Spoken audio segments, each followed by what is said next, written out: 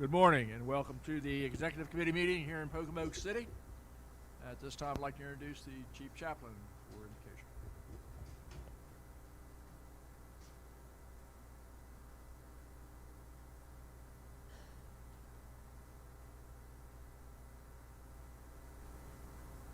Excuse me, Chaplain Hetz. Good morning. Grace, mercy, and peace be with you this morning. As I begin this morning, I want to thank everyone for your support.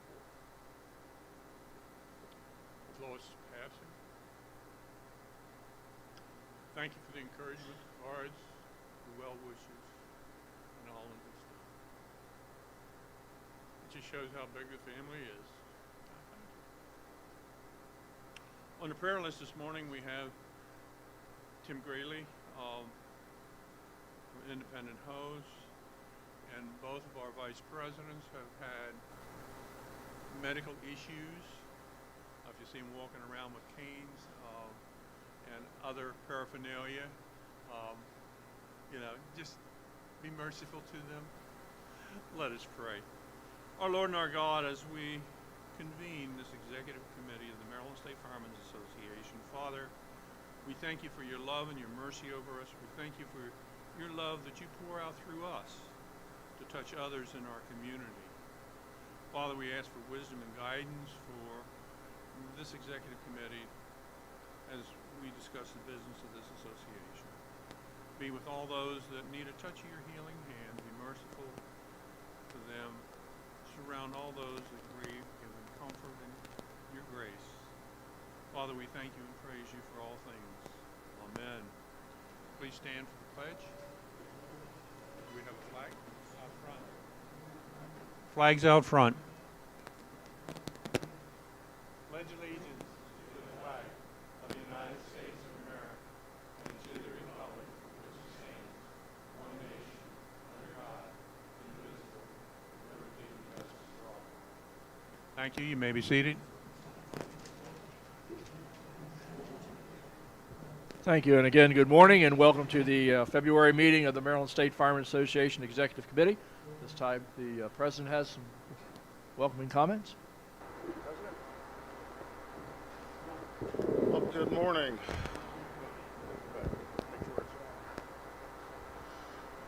Welcome to the Eastern Shore, and hope everyone had a good holiday season, good Christmas. I want to wish everybody a Happy New Year as we get things started this morning. Happy Valentine's Day to you early, a couple weeks early, and I'm hoping that we have a real good meeting here this morning. I know we will. A lot of good discussion, with the committees and stuff. So it's hard to believe that my term's almost over. Where did 6 months go? But I want to say thank you to the folks out here already with the committees and keeping things going and keeping the wheels on the bus. I think we're doing a phenomenal job. And like I say, let's have a good meeting the next couple days. And I want to bring up Chief A.J. Miller for Pocomoke for his words.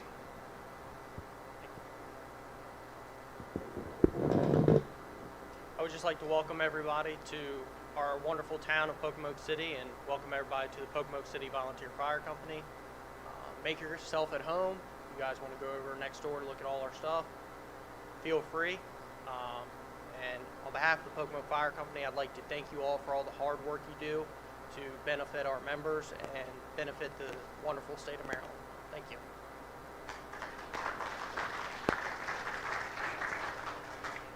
Thank you, Chief, and our appreciation to the Pocomoke City Fire Company. Thank you very much. Mike? Yeah, if I might say a few words, I'm chairman of the event today. If you need anything, I'll be around. I was told to maybe remind you on the tables where you eat, there's a fire truck and they need some fuel. So if you feel like you want to donate to the cause, we would appreciate just dropping money in the fire trucks on the table. But again, anything you need here in Pocomoke, just let us know and we'll try to accommodate that. Restrooms, if you haven't found them, are on the end here. Anything else, let me know. Very good. Thank you very much. Appreciate the hospitality. This time, Second Vice President Charlie Simpson to introduce our officers and guests. Thank you, Mr. President. We have with us today all the officers of the Maryland State Firemen's Association for 2024. Our President Eric Smothers, our First Vice President Skip Carey, Second Vice President myself, Secretary Doyle Cox, Treasurer Ron Sarnicki, our Financial Secretary Mitch Vogt, and Parliamentarian Richard Brooks. Have with us today one of our honorable, all of our honorable people of past presidents, and with us is past President Bob Cumberland, 1987-1988. We have with us past President Stephen Cox, 1996-1997. Past President Roger Stager, 2000 to 2001. Past President Robert Jacobs, past President 2004 to 2005. Okay. Frank Underwood, 2008, 2009. I have Doyle Cox, 2010, 2011. Dave Lewis, 2011, 2012. Mark Bilger, 2017, 2018. And we have our junior past president, Ben Kurtz, 2022, 2023. We have from the trustees, Trustee Jeff Clements, our attorney, Mike Farlow. From the executive committee, all executive committee members are present. Chip Jewell, chairman. Roger Stager, vice chairman. Mark Bilger, Bill Faust, Ron Block, Bob Phillips, Tim Dayton, Dale Fishhack, Lee Lutz, Doug Simpkins, Randy Smith, Buddy Sutton, and officio is Ben Kurtz. I believe that's all I have for the guest invitations at this time. Who did I forget? Guest. Oh, I'm sorry. Yes, guest. Yeah. Okay, guest. We have with us tonight, this morning, guests from the State Fire Marshal's Office, Jason Mowbray, Maryland Fire Rescue Institute, Director Michael Cox. We have from Shock Trauma, Rebecca Gilmore. From Maryland State Police Aviation Command, Jonathan Larson. From the Chairman of the Fire Prevention Commission, Edward Tosterman. And our host, Chairman, Chaplain, it'd be Michael Dean. And that's all I have. Thank you, Mr. Vice President. It's time to introduce the officer reports. President Smothers.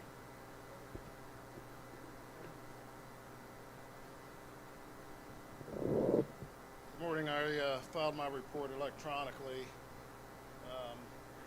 Just want to touch on a few highlights. First of all, I want to say a big thank you to our legislative committee in Annapolis. The hard work that they're doing for the MemSoft Fund and working to get that going, that's probably the biggest thing that we have right now in Annapolis, is to try to get funding for all of our partners, and you'll hear from all of them here today. I really have to take my hat off to the legislative group for taking the bull by the horn, so to speak. And MSFA is really taking the lead on MSoft. So there's a bill that's going to be submitted to increase our motor vehicle registration fee. So as that works through. We've been in and out of Annapolis testifying. We just testified last week on Friday and Monday. But I really have to take my hat off to Chief Phillips and Teresa for keeping the wheels on the bus and keeping everybody informed in Annapolis. There's a couple other initiatives that we're following. The LoSAP tax incentive, where that bill is actually being submitted to increase our tax incentive going from 7 to 10,000. So we're supporting that. For the fire police, there's a bill that's going to be submitted to allow them to use some additional lighting so that they don't become lawn darts out along the roadway. So right now it's just red, but there's a bill that will allow them to use either red and white or red and green. So if you've seen SHA's vehicles, you can see that green light at a pretty considerable distance. So hopefully we're garnering enough support for that. The legislative or EMS committee, which is comprised of a myriad of folks, most of all of our partners, but also a lot of the legislative delegates, senators and delegates. And they kind of monitor all the bills that we see through the fire service. And they ask a lot of questions, which is good, because remember, I mean, 44 of them last year were all new folks. They have no idea what the acronyms is, MIMS, MIFRE, MSFA, and we're knocking on doors to try to garner their support. And so far, it's working. So as we're walking the halls and as you go around the state, please be mindful and talk with your elected officials. That's the stuff that's going to help us move forward, especially with MIMSOF. We really need to get their support, because if we don't get funding this year, we start going in the hole. And that affects everybody. Training, testing certification, 508 funds, shock trauma funding, all that stuff is tied into that one umbrella, and we don't want to be left behind. We certainly are supportive in the trauma center's efforts across the state. They are also looking for additional funding to help offset some of their costs, and we're going to be supportive in them. That's a separate initiative, and sometimes the two kind of get mixed up, and so we're trying to make sure that we keep that separate. And you know, so far so good. It's a busy time in Annapolis. We're following stuff, so I don't want to steal the thunder from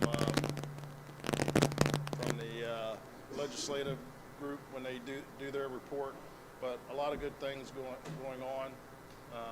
Certainly want to thank my vice presidents and all the hard work that they're doing. I'm going to have to get on some scooters here a little bit. So, but outside of that, they seem to be ambulating a little slower, but that's okay. I do want to say thank you for all the invitations that I'm receiving for your banquets and stuff. And I'll try to get around as much as I can. I'm going to lean toward the executive board and our past presidents to kind of help me out a little bit as these guys are getting ready to go under the knife for various things, just so that we maintain a presence. And I can tell you that on just about every committee that I'm aware of that's fire EMS related, MSFA is a part of that. We're part of those discussions. The state is getting ready to roll out their own version of the lithium-ion batteries. So we've got a committee that's established here. I'm hoping that folks continue to get that up and running, but the state is also looking at that at a state level now, and we're part of that conversation. We need to be a part of that conversation, just because of the operational standpoint. We certainly don't want just the business folks to drive that bus. You know, we're the ones that's got to mitigate whatever goes off or whatever happens, and we need to be a part of that discussion. So we will continue to do that and move things forward. And I think I'm going to leave it right there, Mr. Chairman, and if anybody's got any questions. Questions for the president? Thank you. Thank you, Mr. President. Mr. First Vice President. Good morning. My report's filed electronically. I'd like to add my thanks to all of you for showing up here. Gives us a chance over here to show off our beautiful section of the state. It's a little flatter than some of you are used to, but we kind of like it. It's kind of neat. Pocomoke has gone out of their way to celebrate this and put this on for us. It's been busy since Westminster. We've had, just as President Smother said, just in the past week we had Friday, a week ago, we had the Senate hearing on MSOF, and we doubled right back Monday with the House hearing on it. We were received fairly well. Nobody threw anything at us. They smiled, told us how great a job we were doing and everything, and would see what they could do. Critical, like President Smother said. If the helicopter goes down, people die. Bottom line, you can't drive from here to shock trauma very fast with a critical patient on board an ambulance. You can fly there very much quicker. And it's integral that we keep the funding there to have that service for us. You just can't do it. And the bottom line, doomsday outlook or whatever you want to call it, helicopter go down, people die. Bottom line. We have a system that's 50 years old. It's the pride of the state. Other states look at it to see what they can try to do to come up with it. And it behooves us to do everything possible and bring pressure everywhere we can, individually within ourselves, with our departments, to our legislatures, so that we can continue that, so that we can fund it. Just like everything else, the cost is going up. But it's a cost. How do you put a cost on any life in this room? You go out of here and leave to go back to your motel, or you go home tomorrow. You got a long way from here to, how far is it, Tim, to your place, roughly? 300 miles that you run the risk of being involved in a major incident. And you need that chopper to get you there. We learned it in Korea. We learned it even more so in Nam. We learned it more so in the desert. It's important. You can't say it enough. Other than that, have a good time. Enjoy the land of pleasant living. Like I say, it's nice and flat, so you don't have to worry too much about running off the side of a mountain. Watch out for the ditches in the marsh, though. They're kind of dangerous, too. Right? And do your best. You are already. Continue to do it. To the past presidents that are here, we couldn't have done it without you. You have led the way. All we're doing is trying to fill in your steps. Thank you. Thank you, Mr. First Vice President. For those of you that are new, just to make sure you understand, I'm Chip, he's Skip. Just so you know who's who. Okay, Second Vice President, Mr. Simpson.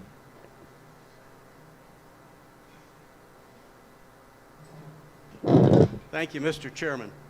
Chip, I know that. Thank you all for being here. It really is great to see a good turnout. We've got a beautiful day.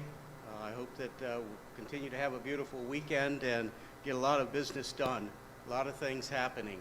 My report is filed electronically, and again, I thank our data people for the great work that they do in getting that stuff online and getting it ready for us to actually be there to view when we come to these meetings. A lot of things happening, and as you've heard from the President, from the First Vice President, a lot of support, a lot of things that's going on in Annapolis. We've had a lot of partners that we've been working with, getting these things through. The MSOF fund obviously is the most important item for us to keep these people aware of, keep not just the legislatures, but our public, the people we serve. And we continue to bring this up because we ask you to make sure that you make people aware of that. I thank the presidents, the past presidents, executive committee people, and so on that's been working with me as I go through this hip problem. I got another 67 days before they replace it, so not soon enough. But we'll continue to make our progress and get things done. And it's good to see you all. I hope you have a good weekend. Thank you all. Thank you, Mr. Vice President. Also, Richard just advised me that there's been additional reports that he's downloaded, so if you want to re-download the zip file, there are more reports online for your viewing pleasure. Okay, the Executive Director's report. Good morning, everyone. Chairman Jewell, members of the committee, and guests, good morning and greetings to all from the Crofton office. My report's been electronically filed as well, but I just wanted to go over a couple of the updates. We did have the Commission to Advance and Strengthen in Firefighting Emergency Medical Services within Maryland. That report has been out. If you all have not seen it or would like a copy, please let me know. MACO is going to be bringing some initiatives forward to the legislative session this year, and the Legislative Committee will report more on that. The weekly reports, just for a show of hands, how many received my report last week? Okay, because I did have a few people who said they didn't receive it, so I just want to make sure that it's not an email issue on MSFAN. If there are instances where you're not getting the report or consistently not getting the report, please let me know. They are issued pretty much almost weekly, so if you're not seeing them, please let me know. Just an update from all the SAFER projects we have going on. I did receive a comprehensive progress report on the new website. It's not going to be on the WordPress platform. I do not recall the name of the new platform because I am not technologically savvy. So, but it is going to be, everything is going to be streamlined on the new website. Everything's going to be compartmentalized. It's going to be a lot easier for users to navigate. So we're excited for that. Some of the updates, the refreshed designs on the customizable marketing will now include cadet, administrative, auxiliary, a lot of the other aspects instead of just fire and EMS customizable marketing for the departments to use. So we're looking forward to that. There's also going to be Spanish options implemented into the toolkit. So if there are departments that are looking to reach out to their Hispanic communities, those resources will be now available. The website rebuild, the site map has been established. They've transferred a lot of the content from the old website or the current website to the new one, and all of the branding for all of the resources has been redone. So there's a lot of resources and things that really didn't have our branding on it, didn't identify it as MSFA documentation. So we're working with them to make sure that all of that has that. They are anticipating completion by the end of March or possibly sooner, making sure that there's no other, tweaks or issues that they have with the website. So we're excited. The 2-day recruitment and retention officer course is going to be offered through Mission CIT. I did hand all of you a fact sheet or a course description, so you should have that with the report that I gave you. Tim, I think yours is under your microphone. So since the outline has been approved, we did go through with the Recruitment and Retention Committee to make sure that they were on board with the program as well. We ironed out some of the concerns to make sure that each offering in each region would be curtailed to what the specific issues were in that region and not just a cookie cutter offering. So you'll see on the report that they have 2 MIFRE locations that have been confirmed for the first 2 in Southern Maryland and Western Maryland, and then locations to be determined in the other regions, but the dates are confirmed. So once the link is up for registration, people in those regions can go ahead and start making their plans to attend. There will be a limited number of seats at each course offering, so it's a much more intimate, course delivery. So we're excited that it's not just going to be a one offering and a bunch of people, that might not be included in recruitment and retention are going to be coming. So it's going to be 25 people max for each region, and we're going to hope that most of the recruitment and retention people from those regions will attend. So we'll give you updates on those as that becomes available. The second round of Safer Marketing Grant Program is scheduled to begin on March 1st and run through April 1st. We had a really successful program last year. We already have 16 departments ready and designated to apply. And that includes the tent, the tablecloth, all of those marketing. And we saw a lot of people on Facebook sharing their marketing that they received, and it was well received across the state. We're also looking at a second regional roadside marketing campaign. There are still signs out there, so across the state you can actually see some of the marylandvolunteer.org signage still on the roadside. I guess they don't take them down until they have a new one that's ready to go in, so we're kind of benefiting from some of these that are still up on the roadway. And we've had 2 more cadet CTE programs take advantage of the customizable marketing opportunity and mileage reimbursement. So if there are any cadet programs out there that either need a revamp on their marketing or if they need reimbursement for mileage for their students, please let us know. We'll be happy to help with safer funds. 2024 convention, I won't go through all the notes that I had on my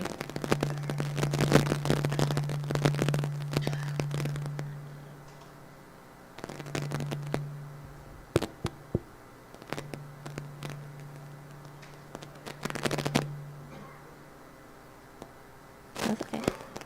It's early. Okay. Well, I won't go through a lot of the convention stuff because we'll follow up with that with the convention committee. But if there's any other questions regarding anything that was on my report, I'd be happy to answer them. Questions for the Executive Director? Thank you, Kate. Thank you. Report of the Secretary's Office, Secretary Doyle.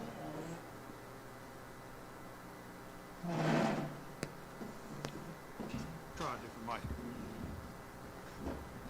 Good morning. You should have received my report electronically.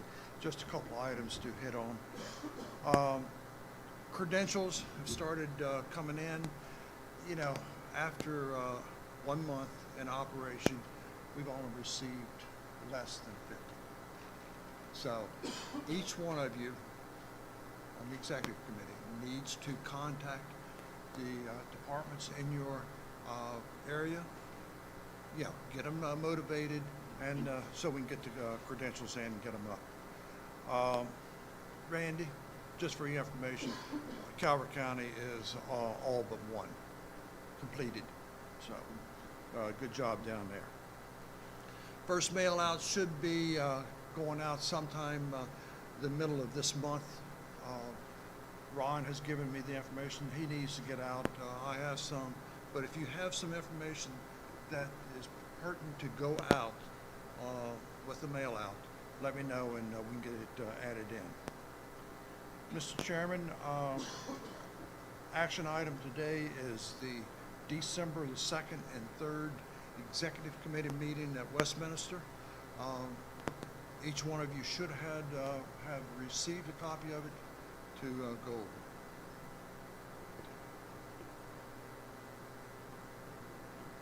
We've received the Executive Committee minutes from December. Any additions or corrections?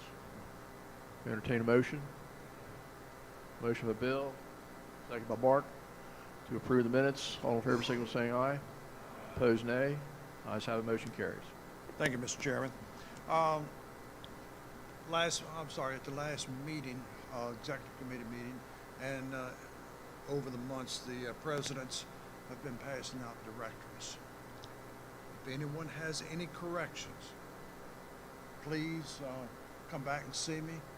We will get it updated in the book, and so it will be corrected for next year. And with that, you know, as normal, as you travel to the banquets and so on, if you know of a company or an individual that is celebrating a milestone, such as 100, 150 years, or, yeah, however many with their membership, let us know. We can get the appropriate certificate, plaque, or whatever into the department. Any questions? Mark?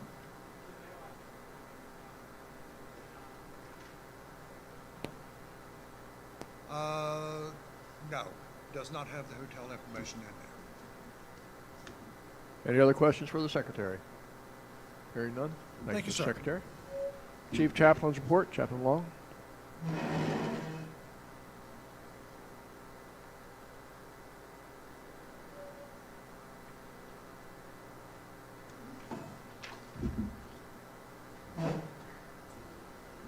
Good morning. It's a beautiful day in the neighborhood, slower Eastern Shore. I can say that because my wife's from here. So. That makes me a come here to those folks from Chincoteague. But anyway, thank you all for reviewing the list I sent out. I've been swamped the last couple of weeks with submittals for the memorial. As of right now, we're up to 316 members to be memorialized. Way up from the last time I sent you that list. That was only 162. So, great job.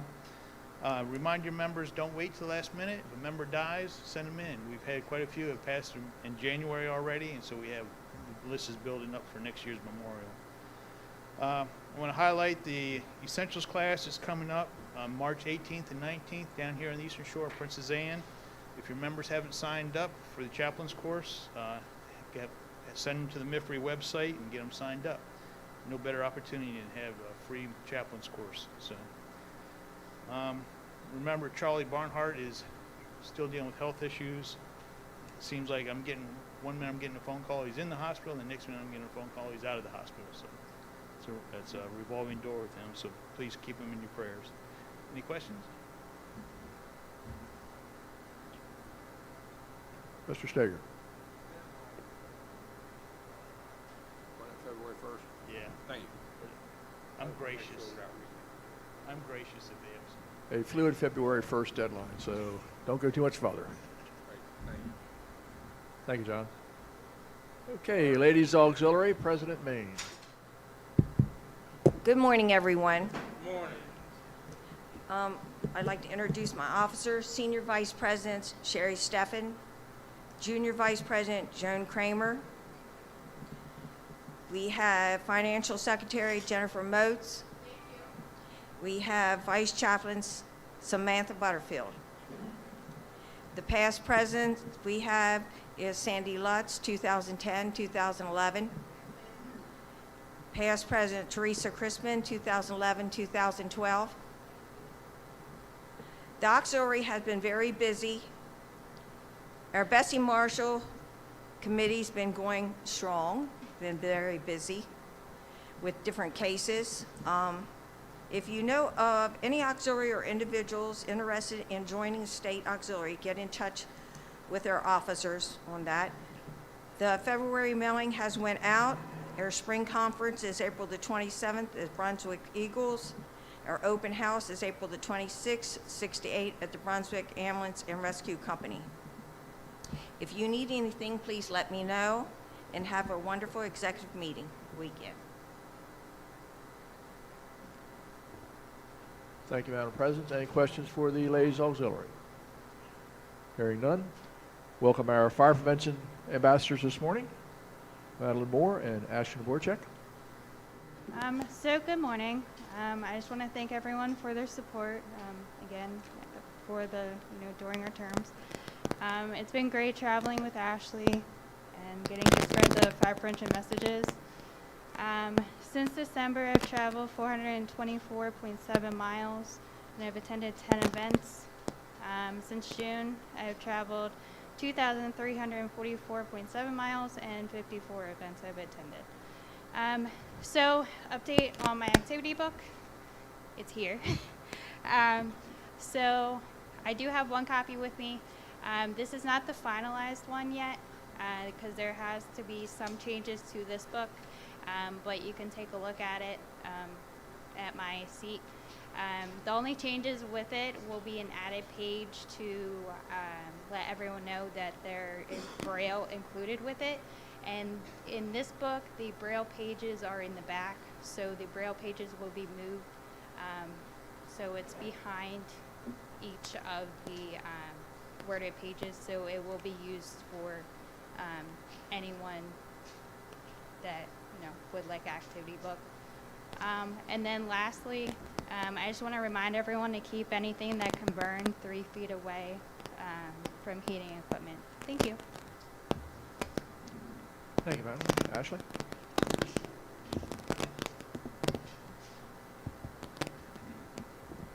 Good morning, everyone. I hope everyone is having a happy and healthy New Year so far. I do apologize for missing the last meeting as I was an EMT refresher that weekend. I probably would have much rather been here. Over the course of December and January, I attended a total of 7 events and traveled 272 miles and devoted 22 and a half hours to community outreach and events. I would like to remind everyone that if you do have events you would like Maddie or myself to attend, or both of us, to please contact us. We do have our business cards with us today, and that has our emails and our phone numbers on them. And as we know, this time of year it is cold, and a lot of house fires are caused by heating equipment being improperly used or installed. So please remember to establish a 3-foot kid-free zone and pet-free zone around open fires and space heaters, and leave the installation of heating devices like wood stoves to the professionals. Thank you. And thank you both for everything you do for the association and on behalf of fire life safety in our state. Thank you very much. Mr. Chairman, for the ladies' leave, I just want to publicly recognize Madeline for completing her associate's arts degree recently. She's working full-time, doing everything she does with fire prevention, working on her book. She was able to complete and receive her degree. So I think she is a very special person, and it's good to have her working with us. And I'm sure she has a bright future, whatever she does. Thank you again.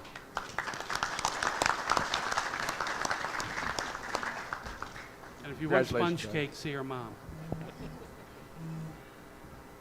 Okay, continue with MSFA reports, Board of Trustees. Jeff? Oh. Excuse me, I'm sorry. Excuse me. Teresa? Good morning. Teresa Ann. Without my friend Lori, she's a little sick. She doesn't have COVID, but she feels like she got knocked for a loop. So far, since convention overall, we've processed about 12 to 13 cases. I've had to send back 3 because they're either missing a notary seal, a department seal, or they're missing membership information that I can't process, or doctor information that I have to send it back to them. I think it's just like you trying to gather stuff and it just happens, which is no big deal. Sometimes I can fix it over the phone, but with something like that, I have to give it back to them. And I'm in contact with those people. I also, and I didn't know this because my department requires a seal, but I get a lot of people questioning me because they don't have a department seal. So I asked them that the president send a letter with the signature of the secretary saying, hey, our corporation doesn't have a seal. I thought everybody has that, but that's some of the things I've seen so far. So we worked that out with them. And then we have a very beautiful flag back there. It's too heavy, I'm not picking it up. It's a 150-year-old barnwood flag. It was made by Bobby Angel, who started as a volunteer in Greenbelt. Oh, it is? Vanna, thank you. We gave everybody a little blue sheet so far. Frank, I'm just going to tell you right now, your son gave me a very nice donation at midnight last night. Thank you very much. But I truly appreciate his efforts. He gave that to me. I was going to actually buy it, as a raffle.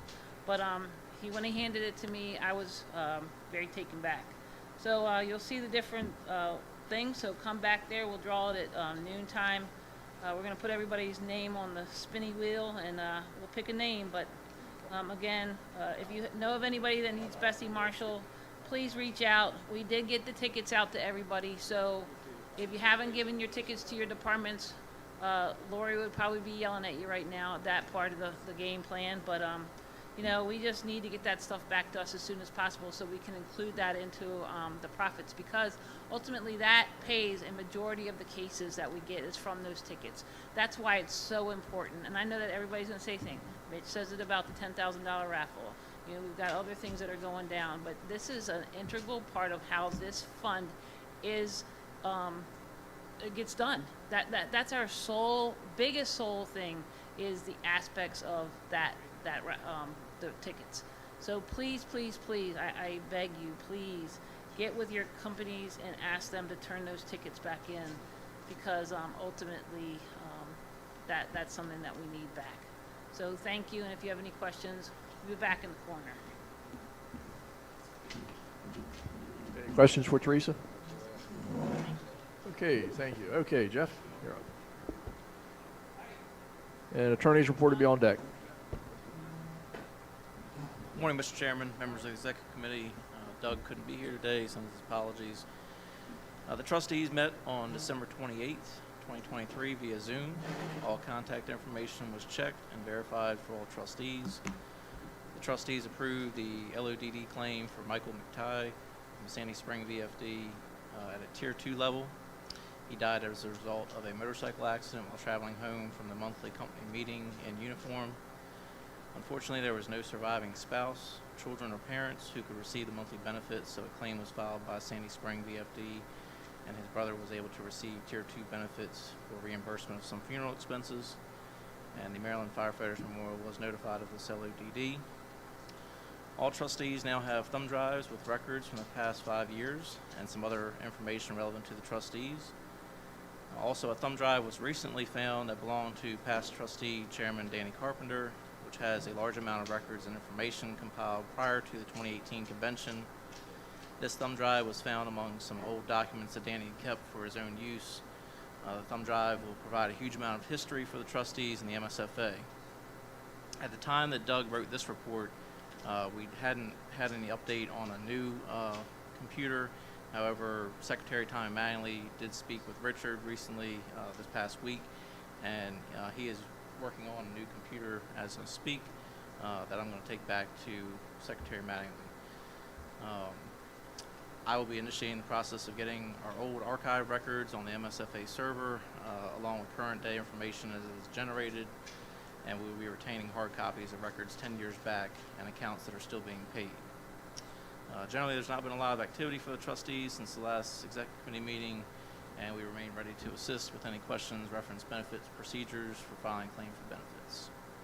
Any questions? Jeff, thank the trustees. Thank you, Richard. There's been a lot of work done in the last year with the trustees as far as the getting archives up to date, storage of archives, computers. There's a lot was done this year to really bring things up so that we're always active, always up to date with our records. So thank you, Jeff. Thank Richard, and thank everybody, Tommy and everybody that was involved to get that done this year. And thank, I believe some of the archives are now actually kept at the office. They are. So they are now at a direct, safe storage area. So thank you all for what you did this year to continue to improve the trustees. Thank you all for your support. And thank Any you other questions for the trustees? Richard. Chip, just a quick comment. The computer that they had is brand new. They thought it was old because it has Office 2016 on it. Every one of your laptops has Office 2016 because I bought bulk licenses so that we didn't have to start paying subscriptions. And until that bulk license runs out, everybody's still getting Office 2016. Works great. But I also have a new computer. Okay. Another. Oh. Yep. Thank you, Richard. Any other questions for the trustees? Thank you, Jeff. Thank you, sir. Attorney's report on deck will be the parliamentarian. No report. Questions? There you go. No money, no report. That can't be an attorney's report. My son's an attorney. He says more than that at dinner. What was that? I said that couldn't be an attorney's report. My son's an attorney. He says more than that at dinner. Thank you, Mike. Richard.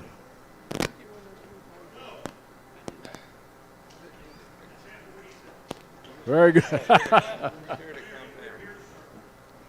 Thank you, Mr. Parliamentarian. Okay, I'd like to start with the partner reports. Maryland State Fire Marshal. Acting Fire Marshal Mowbray. Thank you, sir. Good to see you today. Thank you for coming. Good morning, Mr. Chairman. Thanks for having me. Welcome to the executive members. Appreciate everybody coming and welcoming the partner agencies. I'm pleased to give the report for the State Fire Marshal's Office. The report was electronically filed a couple days ago as well, but I would like to hit a few of the high points of our report. Last year in 2023, we had 60 confirmed fire fatalities associated with residential fires. 12 were associated with vehicle fires, and 7 in other settings, for a total of 79 confirmed deaths. We do still have 5 deaths pending review at the Office of the Chief Medical Examiner. If you look in the report, you'll notice that the fire deaths for last year obviously were trending towards Baltimore City and Baltimore County. There were 17 fire deaths in Baltimore City and 11 in the county itself, and then the rest were spread throughout the state. So far in calendar year 2024, we have had 2 confirmed fatalities, and we have 4 deaths that are pending confirmation through the Office of the Chief Medical Examiner. Hitting a couple high points since the last report that Fire Marshal Geraci gave. On Christmas Eve, December 24th, we did have an adult female in Frostburg, Allegheny County, who died as a result of a fire in her residence. The cause of the fire still remains under investigation. However, investigators cannot eliminate smoking materials as a cause. Something noteworthy was that the victim was the only occupant in the home, and she did call a family member to report the fire as opposed to 911. Clearly that did delay the notification of fire services and the response to that fire. Christmas Day, December 25th, we lost a 10-year-old child in Elkton, Cecil County, from a fire in his home. The townhouse fire remains under investigation. However, investigators are considering an extension cord failure or improperly disposed smoking materials. They're putting the fire at the rear of the townhome around a deck on the back of the house. There were several other family members that were in the home at the time of the fire, and they were able to escape. However, they were unable to rescue the child. And then Friday, January 5th, we lost another child in a fire. This was a 2-year-old child in Cascade, Washington County. That child was killed in an apartment fire of an upper floor of her apartment. The cause of the fire remains under investigation, but again, investigators cannot rule out improperly disposed of smoking materials. The mother did escape the home with another child, but was unable to re-enter the apartment to rescue this child due to the fire conditions. In 2023, the Office of State Fire Marshal conducted 831 investigations, 604 of which were fire, 160 explosive, and 67 other investigations. We did have 45 criminal cases that we closed by arrest, with a total of 70 arrests made. We did over 11,000 fire safety inspections across the state, and our engineering staff did almost 1,200 plan reviews as well. So the staff was really busy over 2023. Obviously, at the end of last month, Fire Marshal Geraci retired after over 50 years of public service in the fire and fire marshal's offices. So it was a well-deserved vacation or retirement rather. And he's down in Florida, no longer on vacation, but now residing in Florida. I spoke with him a couple days ago, and he's doing well. Him and his wife Kelly have settled in, and as we were getting snow, he said that it was in the high 70s, but there was a little breeze, so it sounded tough for him. We did get to celebrate Fire Marshal Geraci's retirement at our annual agency luncheon back at Christmas, and he was presented several different awards from various agencies and the superintendent's office. During the last quarter, we did onboard a new deputy state fire marshal. It was Deputy Mark Grove from Western Maryland. He was actually a former sheriff's deputy with the Washington County Sheriff's Department, and we're happy to have him on board. He's beginning all of his training and the basic field training and fire investigation certifications now. As I mentioned, we did host our agency luncheon and awards. During the award ceremony, the Fire Marshal Geraci did present a lot of our administrative staff with various awards and recognizing their important efforts to the agency. A lot of times our agency's civilian staff and the clerical staff don't necessarily get the recognition that they clearly deserve. They keep the wheels turning for our operation, and it was a nice opportunity to recognize them for that.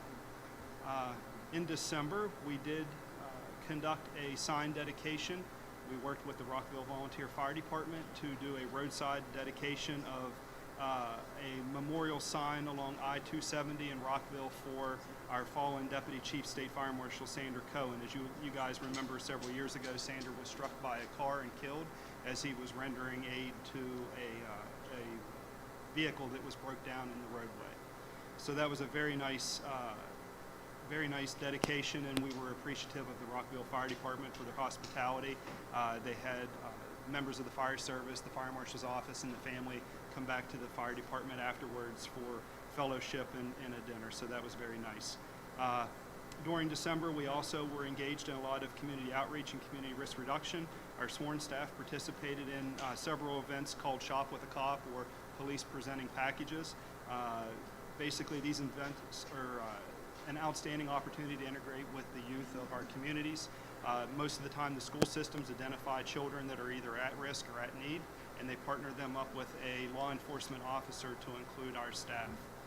So it's actually a very rewarding event that we participate in each December.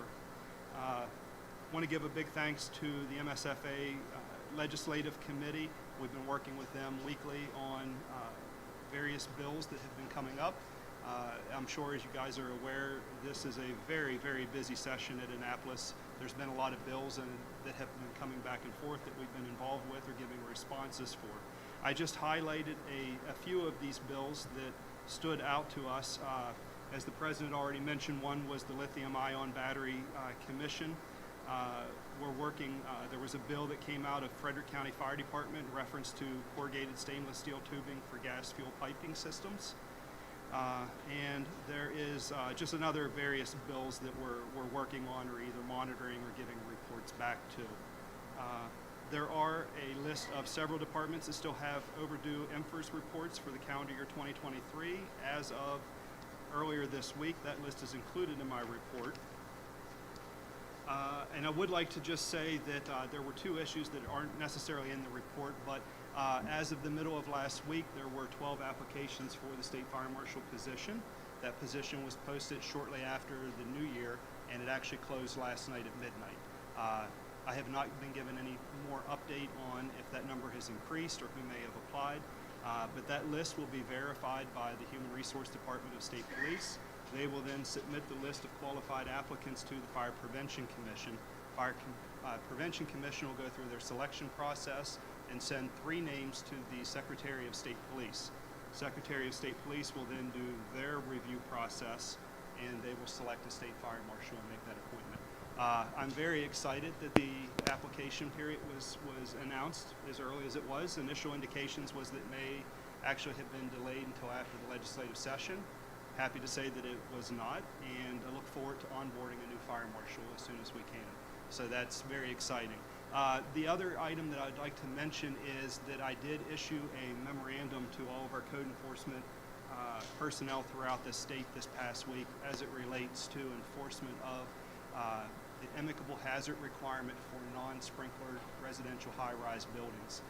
It was brought to our office's attention that there may be a legal concern over how the amicable hazard was adopted by the Commission and that it may not have legal sufficiency to be enforced.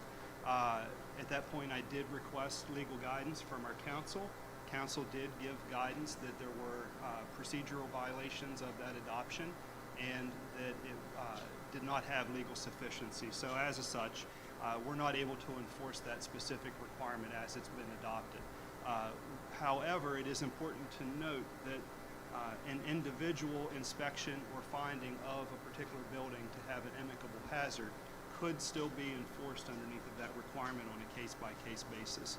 So we didn't lose the ability to enforce the regulation to apply amicable hazards to non-sprinkler buildings. What we did lose was the blanket coverage for those. And I know that the chairman of the commission will follow up on that after my presentation. So with that being said, that concludes my report to you all, and I'd be happy to take any questions you may have.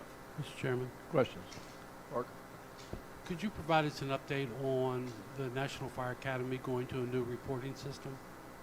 Yes. So the National Fire Academy, or the U.S. Fire Administration, has switched over to, they've switched over to, or in the process of adopting a new fire reporting system. The concept is that they would provide a universal national system that the fire service, volunteer or career, would submit their reports to. There is a discussion on how submitting direct to the federal government could potentially circumvent local authorities, meaning the states, having the ability to collect the reports, extract data, and use it for our state or local purposes. Actually, I just sat in on a 2-hour conference call with the Ohio State Fire Marshal's Office about a week and a half ago, and they are also working through this transition, and they are actually at that point with Ohio, they are looking at adopting a statewide system that would contribute automatically to the national system. So there's still a lot of questions on how this new system is going to impact the fire service, impact the fire prevention services, in this case the State Fire Marshal's Office, on collecting that data and extracting it. There was a question and answer review period last month that the middle users like our office were able to go in, evaluate, and give feedback on that. We have one of our staff members, Allison Nicodemus, at headquarters is assigned to handle all of the MPERS for the state, and she's been engaged with the national level in that conversation and giving feedback. And I don't know if you'll be able to answer this or if someone in the room can answer it. Currently, if you don't submit your reports to the Office of the State Fire Marshal, your money could be held up. I'm just wondering if there's going to be some type of change that we're going to have to do legislatively in Annapolis, because that's where the regulation, the requirement comes from, to address this instead of if the money or if the reports aren't turned into the OSFM, which are not going to be now if this new system goes the way it is. I think would have to be addressed somewhere in the language down the road. So yes, sir, you're 100% correct. The transition of that money is part of the requirements for submitting the MFERS. We report that information over to, now it's MDEM to distribute the funds. And that is something that we are looking and considering. We've had internal conversations about as well, because you make a good point that depending on how this new system from the federal government impacts our ability to be able to receive and confirm the data, it could well impact our ability to confirm this for the law to make those payments. So you're absolutely right. It's something that we definitely need to be aware of and continue those conversations with. Yes, sir. Any other questions? And Mr. Mowbray, thank you for stepping up to the leadership during this vacancy. We appreciate your hard work. Thank you, Mr. Chairman. I appreciate it. Thank you. State Fire Prevention Commission, Mr. Tachman, certainly glad to have you here today. On deck will be State Police Aviation. Mr. Chairman, members of the Executive Committee, pleased to speak before you today. I last appeared before you at the last August in Liberty Town as Acting Fire Marshal Mowbray just spoke with regard to the replacement process for Maryland State Fire Marshal.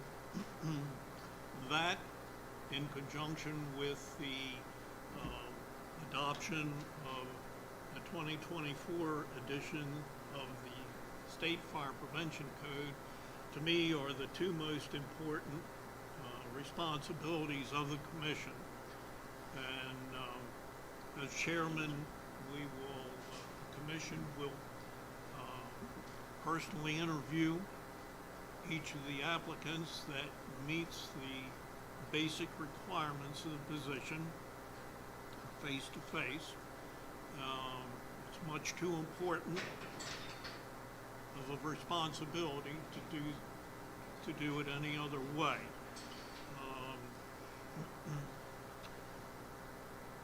In doing so, we will select the top three, what we consider the top three individuals.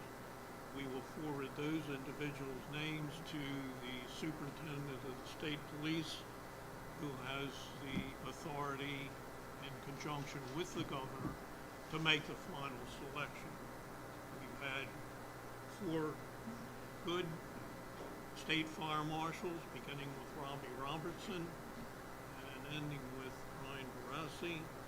And the commission has no intention of lowering the standards at this point. At the last August meeting, I promised that with regard to the work on the 2024 edition of the State Fire Prevention Code, that if there was any trouble, any hindrance to the adoption of the code, that I would appear before you again as soon as I could, and I'm here today to fulfill that responsibility. During November, December, and January, there were a total of 5 meetings of the work group that has the responsibility for reviewing the 2024 editions of NFPA 1 and 101 under the chairmanship of Chief Fire Marshal Ken Bush. First 5 meetings went excellent. We made good progress, and on January the 17th, Ken Bush and I met with the First Sergeant of the Maryland State Police, as well as a captain, I forget his name, as well as the Deputy Chief of Staff. The purpose of the meeting, which I called for, was to determine exactly what the state police does with the recommendation that the State Fire Commission forwards to them. Do they have somebody that sits down and reads 4 inches of code? If they did, they wouldn't understand half of what they were reading, but what exactly do they do with it? The answer that we received is no, they don't read it. They only review it for form and format. And so the meeting went well, with the exception of the last 15 minutes, at which time the Deputy Chief of Staff announced to Ken and I that if the 2024 code had any reference to retrofitting residential high-rise sprinkler, unsprinklered buildings with sprinklers, the code would go nowhere.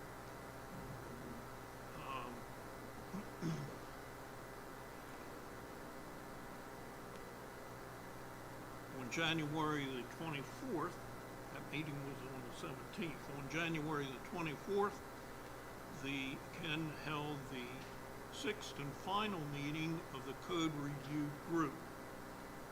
And that meeting went well as well. At the conclusion of that meeting, he turned the floor over to me, and I explained to all present, both on the computer, coming by virtual computers, as well as physically present, what had occurred with the Deputy Chief of Staff the week before. And the reason for that is when the Commission decided to drop all interest in the 2021 code, I got some feedback from some of the code reviewing individuals. I sent a personal letter out to everybody requesting that they attend and concentrate on the 2024 edition. A small number came back and said, well, what if the state police do nothing with the 2024 code as they did with the 2021? And I promised the work group at the first sign of trouble that I would let them know. And that's exactly what I did.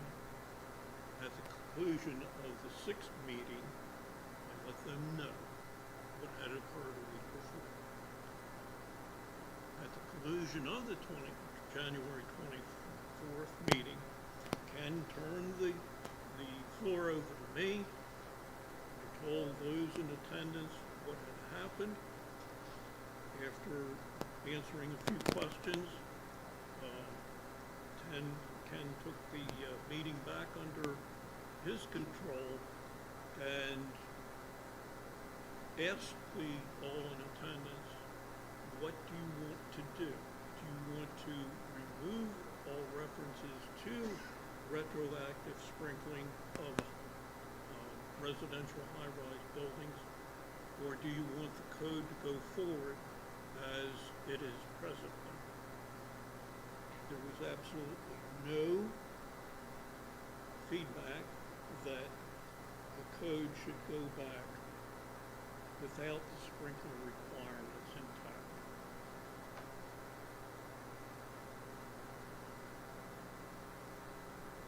As Acting State Fire Marshal Mowbray just stated, January the 29th,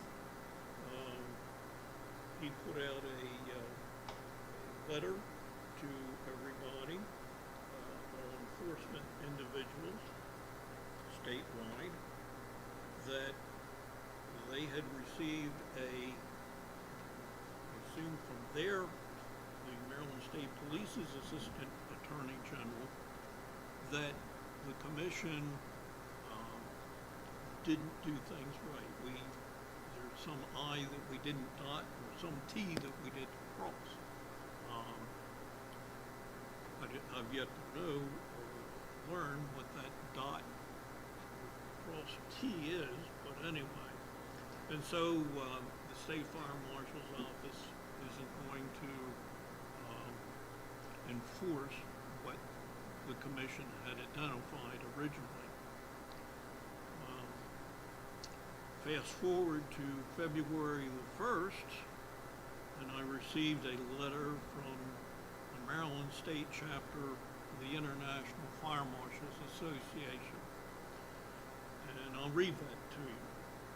It says, Mr. Tochterman, I am writing you on behalf of the Maryland State Chapter of the International Fire Marshals Association, for which I serve as president.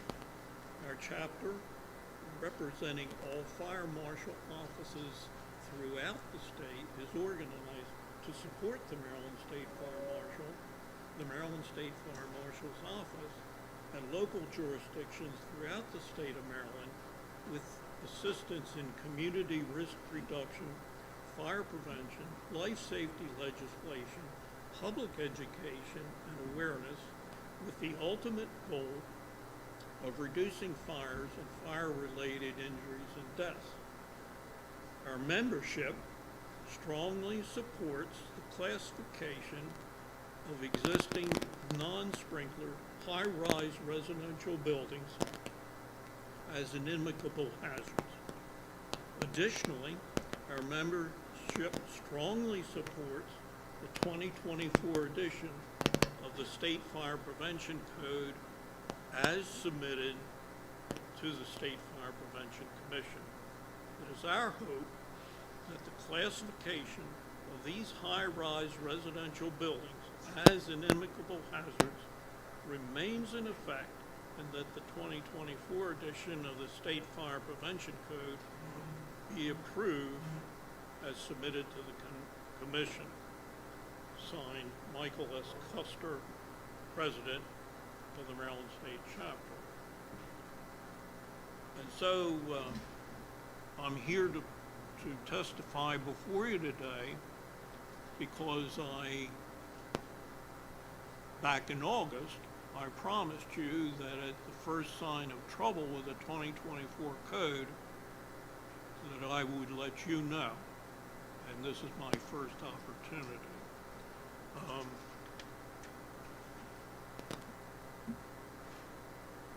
As far as I know,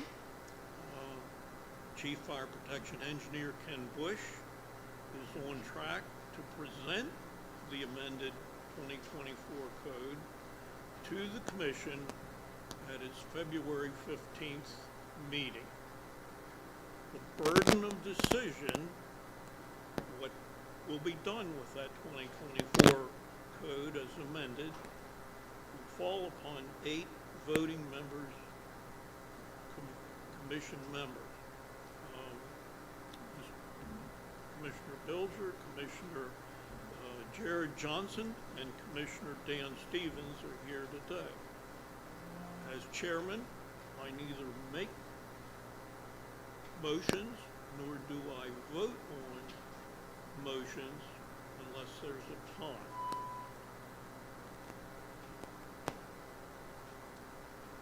Quite frankly, it's my personal opinion that what we're seeing is the erosion of the authority of the State Fire Prevention Commission before our very eyes. This whole business with residential sprinkling, unsprinklered high-rise residential buildings, it's a political issue. The AOBA, standing for Apartment and Building Owners Association, very powerful. And when they threatened to sue under the 2021 edition, the superintendent of the state police very promptly pulled the code back from Annapolis, and that was the end of the 2021. And I assume that the state police will follow through on their word, and that the 2024 edition will go no farther. Deputy Chief of Staff did indicate that even if it went to Annapolis, it would go nowhere. So there we go. And that's my report to you, and I will be very pleased to take any questions. First, Yes, when you sir. say Deputy Chief of Staff, I assume that's the Deputy Chief of Staff of the Superintendent of Maryland State Police? Yes. Okay. His name is James Hawk. Right. He used to be the chief of staff, and now under Colonel Butler, he is the deputy chief of staff. Okay. First off, opinion-wise, obviously this, before the code, the 2021 code, of course, came up. Since that time, we have had a rather high-profile fatality within high-rises, non-sprinklered buildings, and it has become, I think, more of a public issue now than it was several years ago. Yes. Personal opinion, I don't think we are doing our job if we don't submit that code. Mm-hmm. We are here for life safety and the protection of the citizens of the state of Maryland. Mm-hmm. And for us to back down and not submit it, I think we are being deficit, quite honestly. I agree with you 110%, sir. And since it is political, I'll, for a moment, ask our legislative chairman, should we be submitting a letter of support for the commission, or because of us being in the middle of a legislative session where we have other issues, should we wait till the session's over? This is because politically I'm looking at two sides of politics. I'm certainly supportive, but then again, we have other issues right now we're looking at that are also very high profile for our safety and well-being of our state police helicopter, for example, for shock trauma. Yeah. And again, I don't want to put us in the middle right today, but we do need to somehow show this support. Mr. Chairman, Tim? before Bob speaks there, you indicated that the AG for the State Fire Marshal's Office issued an opinion. Yes. Okay. I have yet to see it. Okay, and you indicated also that an I wasn't dotted or a T wasn't crossed is apparently what the consensus of it is. So in your process, there was something that AG felt was out of order. What about the AEG that's appointed to the commission? Have you had those two talk to figure out what that I is or what that T is? And maybe this is not a political issue. Maybe this is just go back and correct the process that you guys used to pass or enact this retrofit of the sprinkler buildings. Maybe we need to look at, in the bushes, at what the problem is first, before we try to make this a political issue. I understand your question. Unbeknownst to the rest of my commissioners, I have already initiated with the Assistant Attorney General assigned to the commission for her confidential opinion as to the actions that the commission took in April of 2018 to declare these buildings as hazards.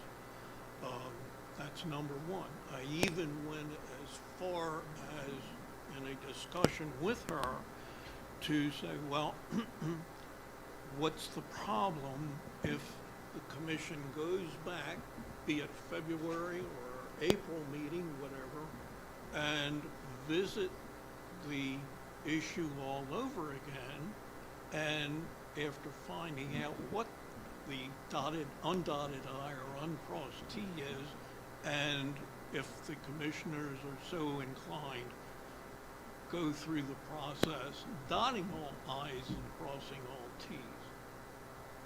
And I was basically told it wouldn't do any good. It's a political issue. Yes. Now, let's go back to where this started. Back to 1974, when the existing high-rise sprinkler act took effect, okay? And by the way, this July 1st of 2024 will be 50 years that the law has been exercised in newly constructed high-rise buildings. What I'm going to read to you is the legislative findings, section 9-402, legislative findings. Without adequate protection, residents of high-rise buildings are dependent on descending multiple flights of steps or jumping from windows when fire occurs. For many elderly residents of high-rise buildings, this is physically impossible. Most firefighting and rescue operations are also conducted inside high-rise buildings where there are greater obstacles to rescuing occupants and controlling and extinguishing the fire. Many tragedies could be avoided by the installation of automatic fire extinguishing equipment. So the commission's decided what's happening to these people that are occupying residential high-rise buildings that existed before the new law took effect. That's where it all started. Any other questions? Okay, I see. I'm making sure I separate the issues. We have two issues that I see. We have one that initially the commission declared the non-sprinklered high-rise as... And then we call it hazard. So that's one issue. The second issue is we have the 2024 code adoption. Correct. Correct, okay. With respect to the 2024 code adoption, and I'll go to Chief Phillips, politically, should we be doing something now to show support, or is that going to create an issue for some of our other issues? For every action, there's a reaction. We certainly need to take an action, but I don't want that action to come back to haunt us in the middle of a legislative session. So I'm seeking some guidance, Chief. Well, the first thing I would say is this. Number one, what is your time schedule? Because you said you have your next meeting February the 17th? February 15th. 15th. Well, sorry about that. That's okay. So that meeting is going to determine whether you're actually going to go forward or not. Yes. Okay. And if you decide to go forward, what's your time schedule to take it from your work group and your commission into Annapolis? Well, it passes once the commission votes for it to go forward. And can you correct me if I'm wrong? It goes through a process in which it's published in the Maryland Register. Once it's advertised, it comes back, we have a public hearing on it, and then it goes forward again. But the guidance that we received, or direction that we received from the deputy as chief of staff was, it's not going anywhere. So it's not even going to go to be published the first time to come back. Okay. Now, one other thing that I think you ought to know, the 2018 edition is currently public law, and the 2018 edition requires residential high-rise unsprinklered buildings to be sprinkled. So we're talking about something that's already law in Maryland, and whereas the 2024 edition was set January the 1st of 2033 as a final target date, the 2018 edition sets October, what's the October date? October 14th, plus or minus, of 2031, 2 years quicker.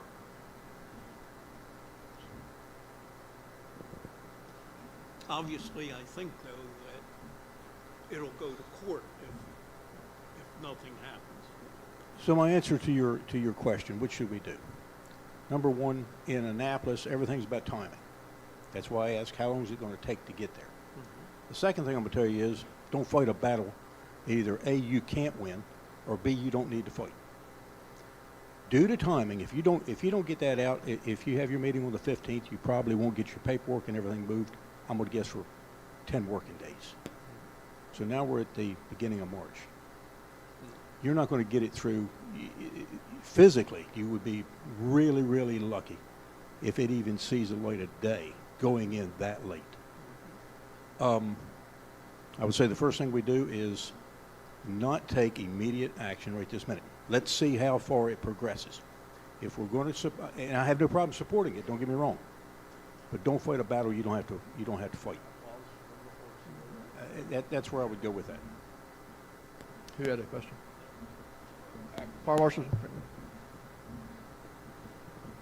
I could just kind of add on, it seems like two issues, but really it is a singular issue.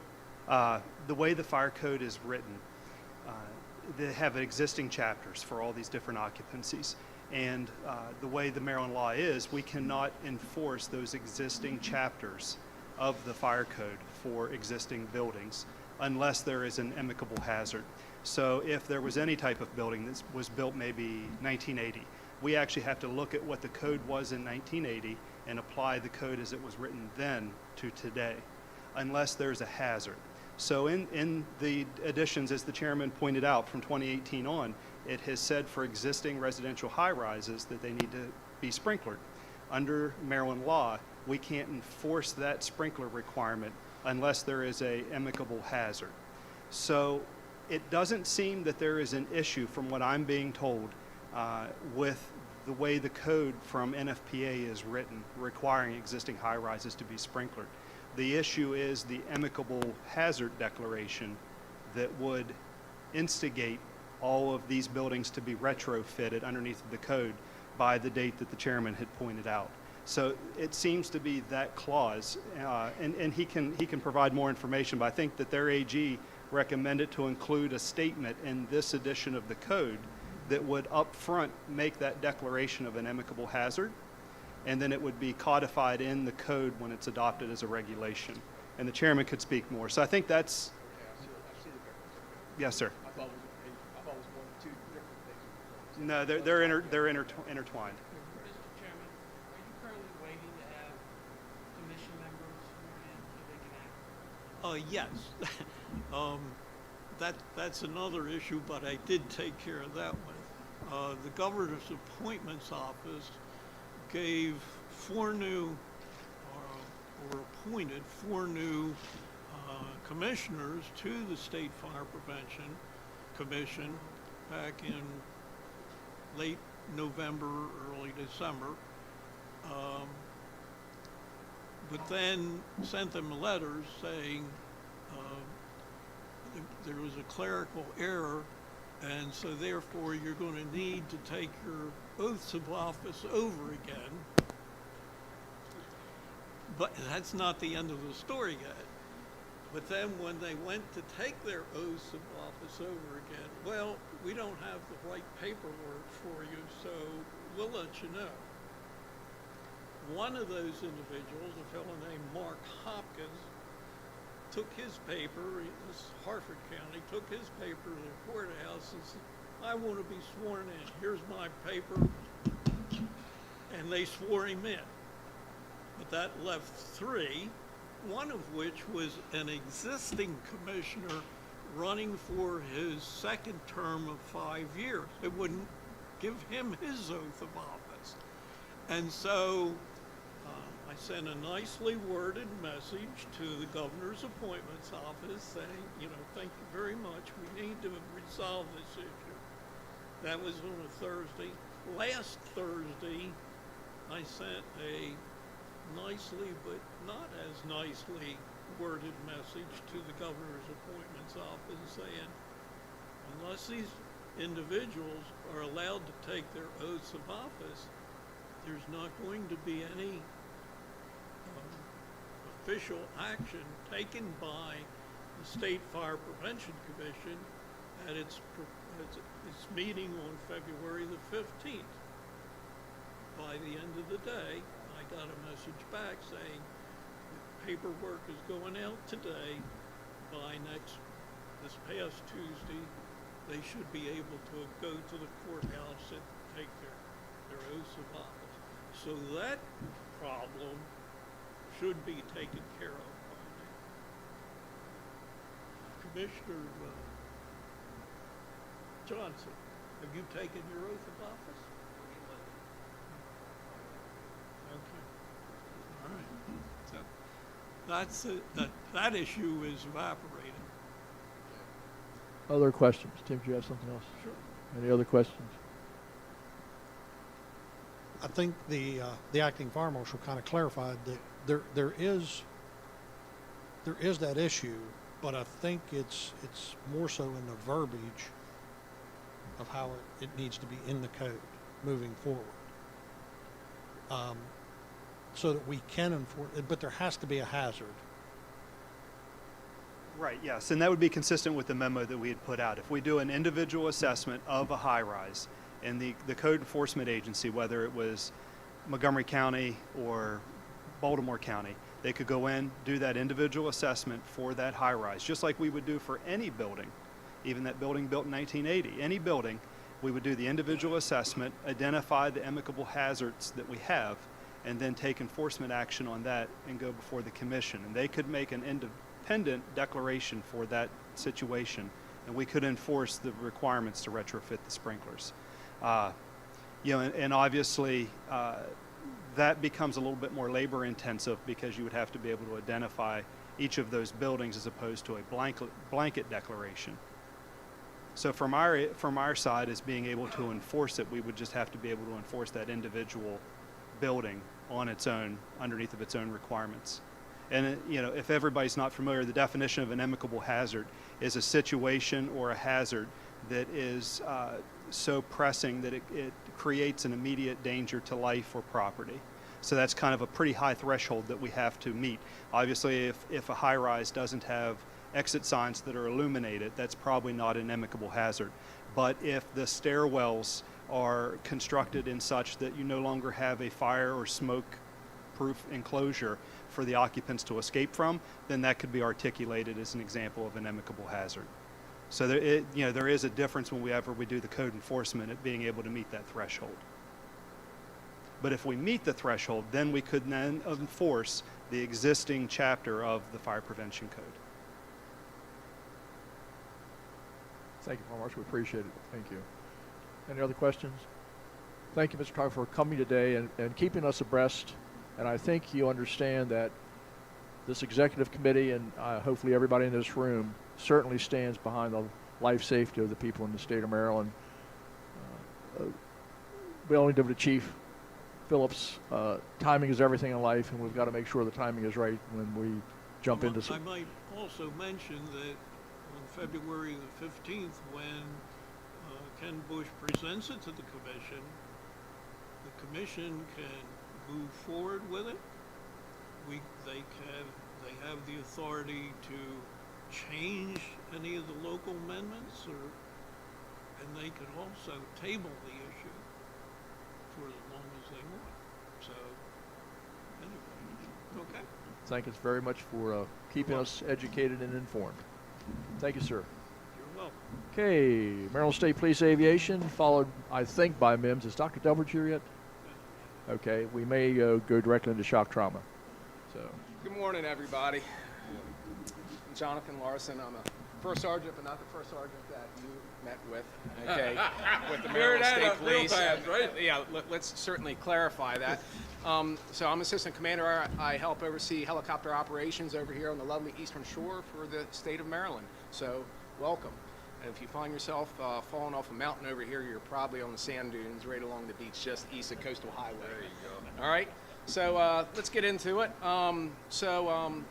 First of all, I would like to say thank you for the words that the first Vice President, started off with, speaking about the Aviation Command, okay, and its history, and what it provides to the citizens and the travelers through our great state. Okay, we have a fantastic, program that is truly the tip of the spear in the United States. Okay,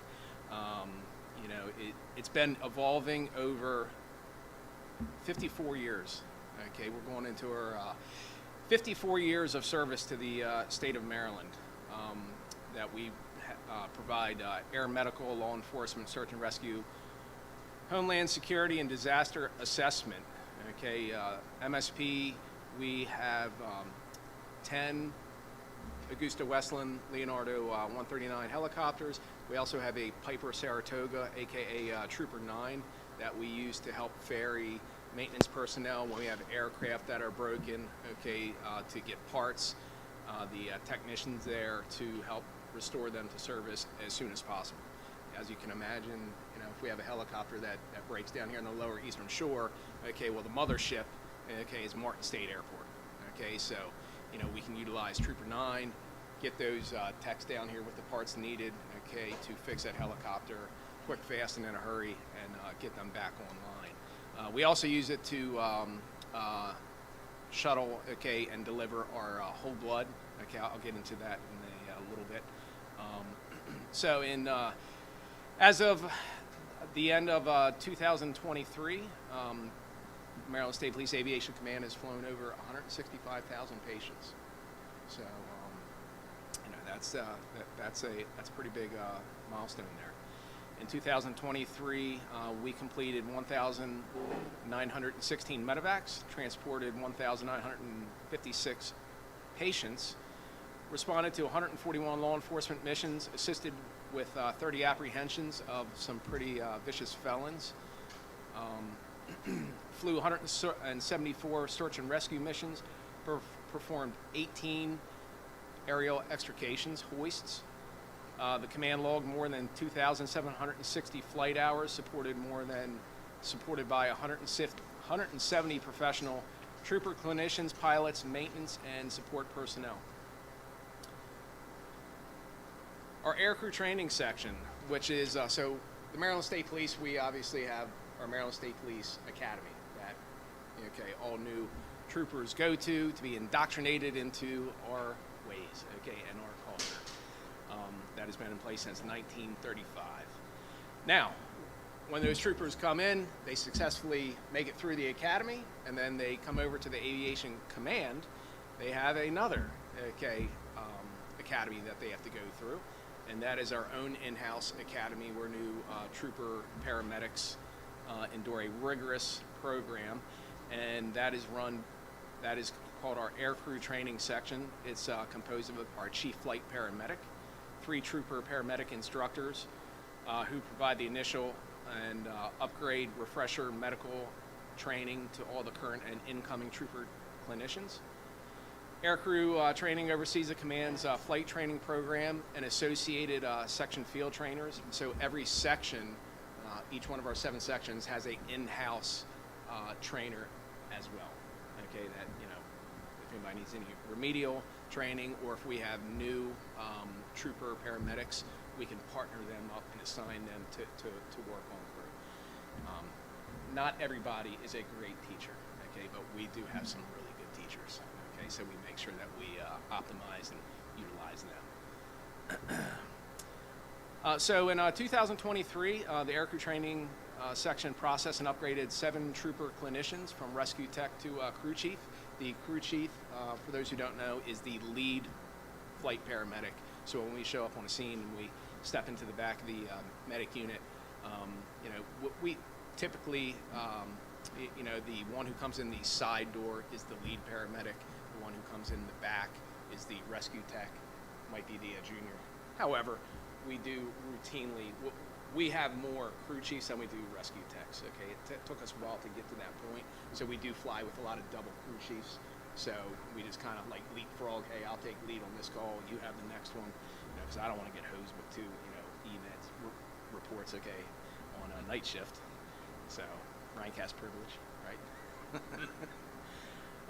Our pilot training section. The pilot training section is composed of our chief pilot, 5 command instructors who provide initial upgrade and refresher pilot training and check rides in our helicopters and our FTD. If you've never been to Martin State Airport and you would like to see our FTD, our flight training device, go. Okay, we could absolutely arrange that, and we could probably get you a little stick time in there. All right, be a fun experience. It's actually easier than you would think. In 2023, our pilot training section conducted 112 annual pilot check rides, 97 day-night hoist qualifications, 8 recurrency refresher training programs, 4 second-in-command initial qualifications, 3 section-in-command pilot in-command upgrades, and trained 1 new maintenance test pilot. The section IPs conducted 216 quarterly training flights. Whenever possible, portions of the pilot check rides and quarterly training flights are conducted while in mission. So if, for instance, Trooper 4 down here in the lower shore, we have a medevac that our destination is to Baltimore for whether it's Hopkins or trauma or Bayview or Wilmer. On our way back, we're just not going to deadhead, okay, and waste that blade time coming back. Our pilots up front are going to conduct pilot training. They're going to pick up an approach that's pretty much in line, so we don't have to deviate from our direct path to and from. And so they're going to, piloting is perishable skills, okay? Especially when it comes to instrumentation. So, we take every advantage that we don't have to generate specific pilot training missions, okay, to just go out. But listen, sometimes we have to, especially during the winter months over here on the shore, probably out in Western Maryland as well, where the call volume dips a little bit, okay, have to generate some flight time to go out and make sure that our pilots, okay, stay proficient. Maintenance division. So our maintenance division is made up of 31 highly trained specialists who inspect, repair department aircraft in accordance with the federal aviation regulations and the manufacturer recommendations. The work performed and the individuals involved are, I would say, extremely vital to the daily success of the command. They're the unsung heroes of the command. They're the ones behind the scenes. They are the gears, okay, and the cogs that are, keeping us moving. Certainly, that they don't get enough credit, okay, as they should. Operational Control Center, aka SysCom.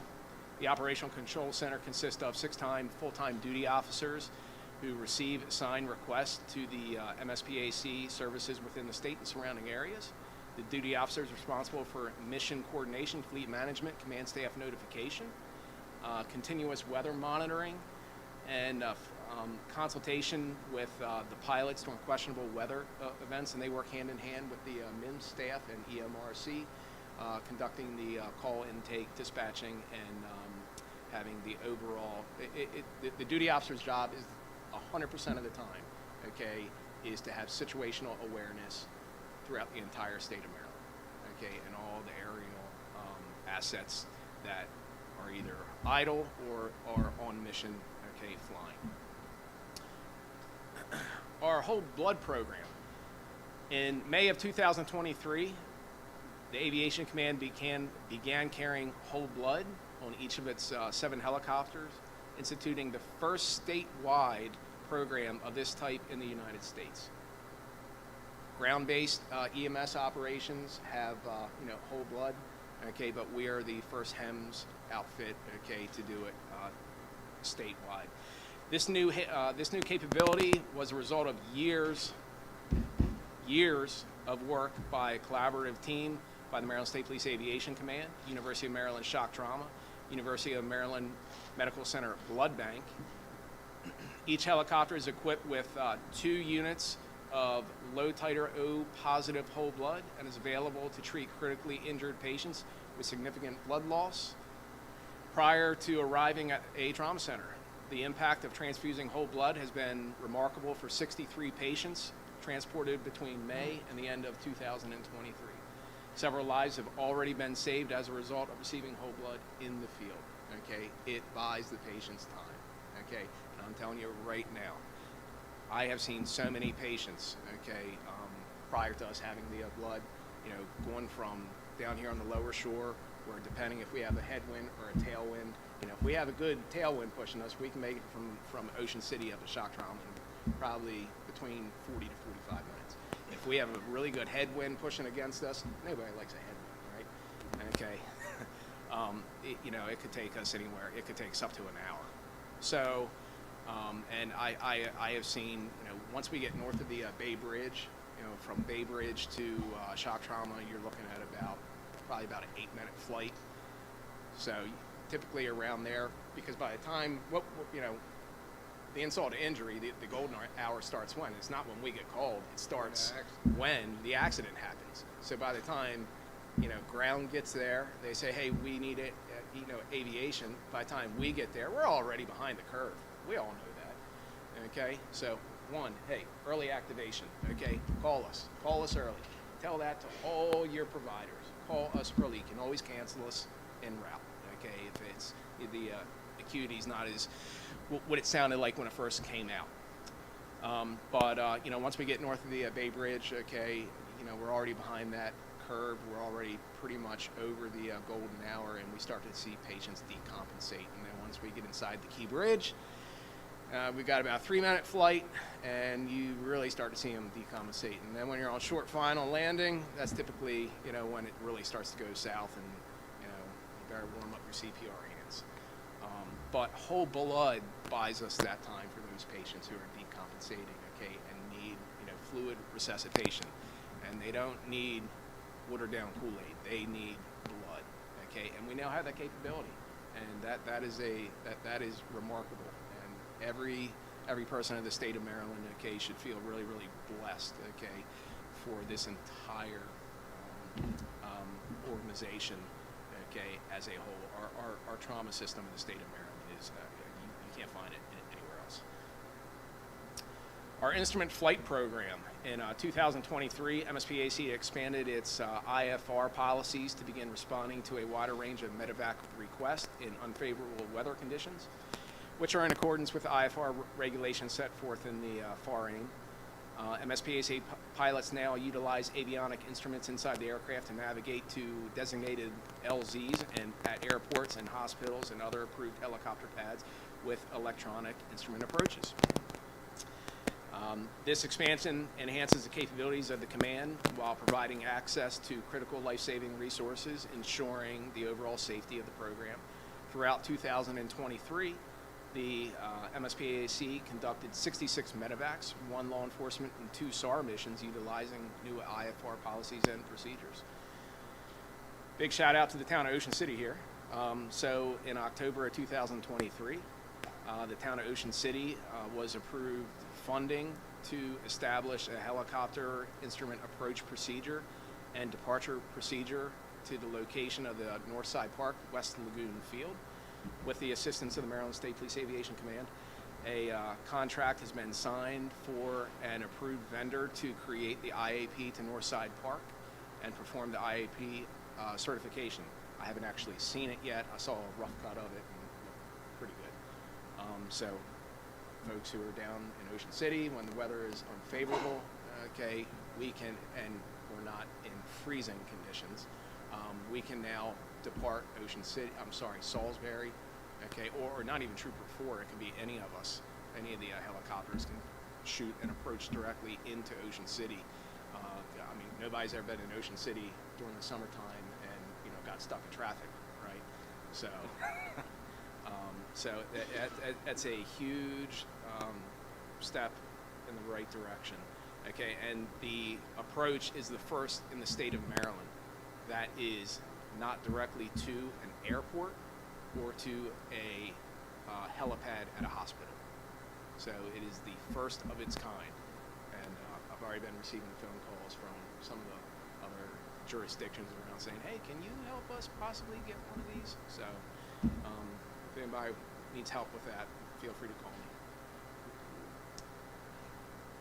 Our aerial rescue program, okay, our hoisting program, throughout 2023, over 100 pilots and aircrew were qualified in day and night hoist operations.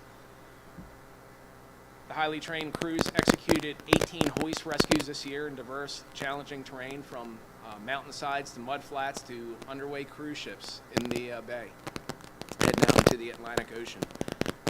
A number of the hoists performed this year were up 56% from 2022. So that just, word is out, okay, you know, we're trying to get out and do a lot more training with fire and EMS. If you guys want to train, if you guys want us to come to, like, you know, open house or whatever, provide, you know, static demos, you know, go over our capabilities, you know, because there's always turnover. There's always new providers coming in who don't know or might not know what to expect, or just might have reservations about calling us. You know, they don't want to be that guy to make a mistake, you know, and, you know, we would love to, you know, be able to, you know, train with your folks, okay? We really, really would, okay? It's a partnership. In 2023, MSP hosted its first ever Air Rescue Symposium at Martin State Airport. Over 55 aircrew members from multiple agencies attended, to include Virginia State Police, Pennsylvania State Police, New Jersey State Police, Maryland Department of Emergency Management, Maryland Army Air National Guard, Baltimore County Police Aviation, United States Navy Pax River Search and Rescue Detachment, United States Park Police, and the United States Coast Guard. For those who don't know, the Maryland State Police Aviation Command is the primary asset, aerial response asset for the tributaries and the waterways in the state of Maryland. When a request is made to the United States Coast Guard, they call us until, you know, we then, you know, get the mission package. We go out, we conduct a preliminary, and then if we, while still in the background, they're still gearing up, spooling up to respond, okay? But we can be on station a lot sooner than them, because they're coming out of Atlantic City, okay, with their helicopters, or they're coming out of North Carolina. So our unmanned aerial rescue system, our UAS program, is composed of 31 troopers and Deputy State Fire Marshal, Aviation Command, the crash team, and the Fire Marshal's office. They conducted 429 missions, totaling 266 hours of flight time. The UAS team routinely provides crash fire, crime scene assistance to enable a faster scene processing and roadway reopening. So there's a bunch of notable missions on here. This file was, this report was filed electronically, so I'm not going to go through, read them all. I think I've taken up enough of your all's time. But I just truly want to, you know, sell our brand here and just let everybody know how special this program is. You know, it's no secret that we do medevac. we also do search and rescue. We also do law enforcement. We also do disaster assessments. We do dignitary support. Okay, there are a lot of aviation programs out there. However, most of them only do one. Okay, maybe two of those mission profiled. Our pilots and our trooper medic clinicians, we do all five. Okay, we are truly the Swiss Army knife. Okay, of HEMS to truly just certainly don't want to sound arrogant or anything else, but we have a lot of great men and women who are really, really good at their trade craft. So I appreciate your time, and everybody enjoy your time down here on the Eastern Shore. Are there any questions for me? And we appreciate everything the Aviation Division does, absolutely. Buddy? Vacation. Eric, vacation. Now, okay. So, if there's ever a question about, hey, is aviation available? I tell 100% of the time, call. Okay, so you're on scene. You say this patient needs to go to a specialty center. We need aviation. Okay, high acuity patient. They need to go to Baltimore, or they need to go to DC or wherever. So you'll make that call to your dispatch. Your dispatch will then call Syscom. Syscom will reach out to the closest asset who's available. All right, we will receive that mission package via our flight vector CAD system. We'll also receive a telephone call, and if we're questionable for weather, we're a crew of 4, 2 pilots, 2 medics. Okay, it's a crew decision, and not one person makes that decision, because those are 4 lives, okay, that we're all making that decision collectively. So we receive the mission package. Syscom leaves it sanitized. Okay, they just say, hey, it's this is the patient, because they don't want us to make a haste decision if we know it's like a pediatric patient, because everybody wants to save the day with pediatric patients, right? Okay, so we receive the sanitized mission package, and we review the weather to see if it's within our standards, if it meets FAA minimums, so we, the crew, make the decision. Okay, yes, this conforms to policy. We can execute this mission, or hey, maybe we can't come to you, but we have a designated LZ close to you that we can shoot an approach into, and we can file IFR, and we can rendezvous and pick up that patient, and then we can file IFR and go up to shock trauma. Okay, so we're really creative, okay, to stay legal and stay within the parameters to do what's in the best interest of the patient. But I always say, just call, okay, because some folks will look at me, they're not flying, okay, but you don't know unless you ask.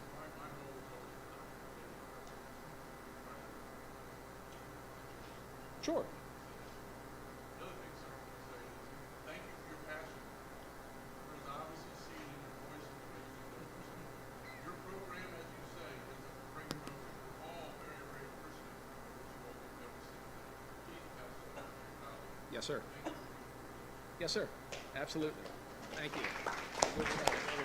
Just to back up on this weather thing, with Syscom, one of the things that we don't do in this state is helicopter shot.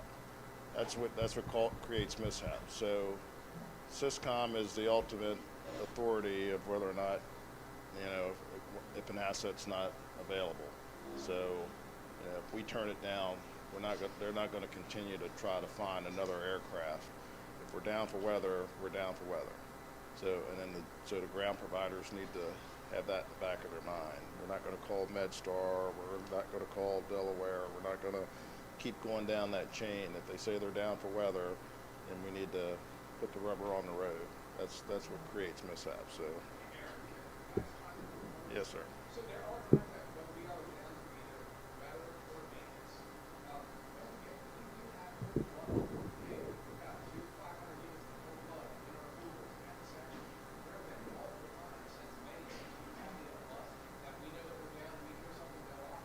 We'll actually hop to our patrol cars, and we will respond to the scene. And we've helped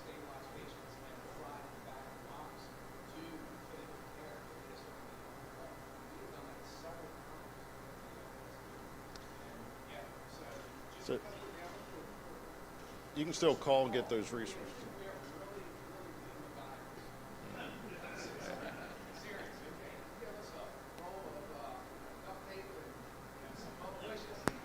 I'm not going to pump him up anymore. But I mean, they are. I mean, if they're usually the medics are still around. I mean, just because the aircraft is down, sometimes the crews are still in station. So they do have that ability that if you have an entrapment or you have an incident, you still can call SysCom and they be close, and the medics will respond out to your incident and stuff. And as whole blood is developing around the state, there are quite a few ground jurisdictions that are also looking to carry whole blood too. So this is just the tip of the spear. MSFA was very instrumental in trying to help get whole blood. You know, they had some stale points, and some folks reached out to us, and we were able to help them kick that can down the road. So, in partnership with the Trauma Center, I mean, so when you look at what Maryland does, the partnerships that we have to improve health care in the state, you know, from the 911 dispatcher to that patient getting to the hospital is phenomenal. And I can tell you, the presidents and I, as we travel around the tri-state area, everybody's always wanting to know how Maryland is able to achieve what it does medically, from ground support to air support, with our hospital staff, our training, our testing and certification, the trauma centers, and because we sit at the table and we iron out our differences, and that's how we get things done. So again, we couldn't do it without the regional partners' help, the executive board, and the committees out there. That's how we get it done, to make it very, very successful. I mean, we're 90+% survival rate here in this state, and it's because of the partnerships that we have. But there's a lot more to come. I know that Dr. Chismar is looking to improve our EMS folks and our abilities to do additional things, not only at the EMT level, but the paramedic level. So, you know, the tide's changing. Our skill sets are getting a lot broader and a lot more invasive out here. So, but don't discount your local resources, because there are other jurisdictions that are carrying whole blood outside of MSP today. So, and there's a couple other jurisdictions that are looking to start carrying it, including out west. So, more to come. You don't forget to call, because I know Eric would rather be in the back of an ambulance than running radar out on 68 when they were down, right, Eric?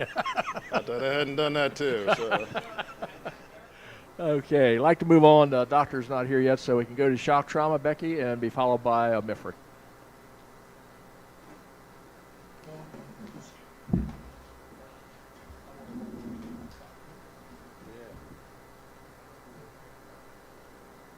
Good morning. That's okay, not a problem. Can you hear me okay? All right, excellent. Thank you.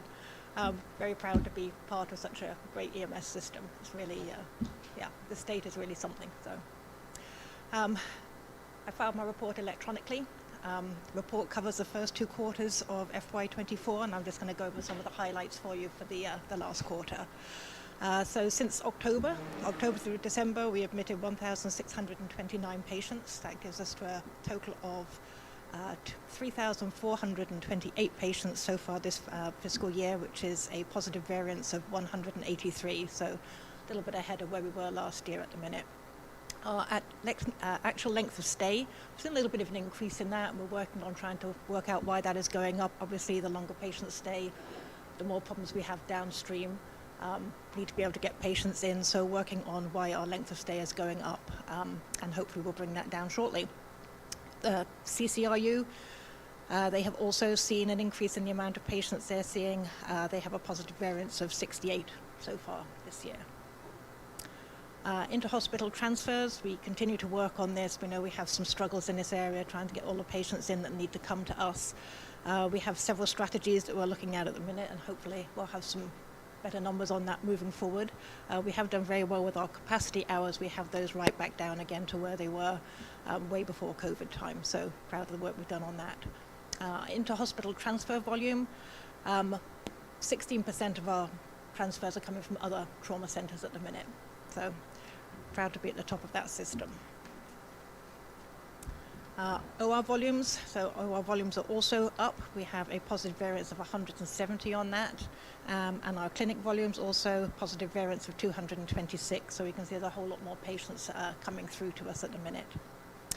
Hyperbaric, we are 12 patients ahead of our budgeted numbers at the minute for that. Did see a little bit of a decrease in the last quarter, but expecting to see that pop right back up in the January through March section.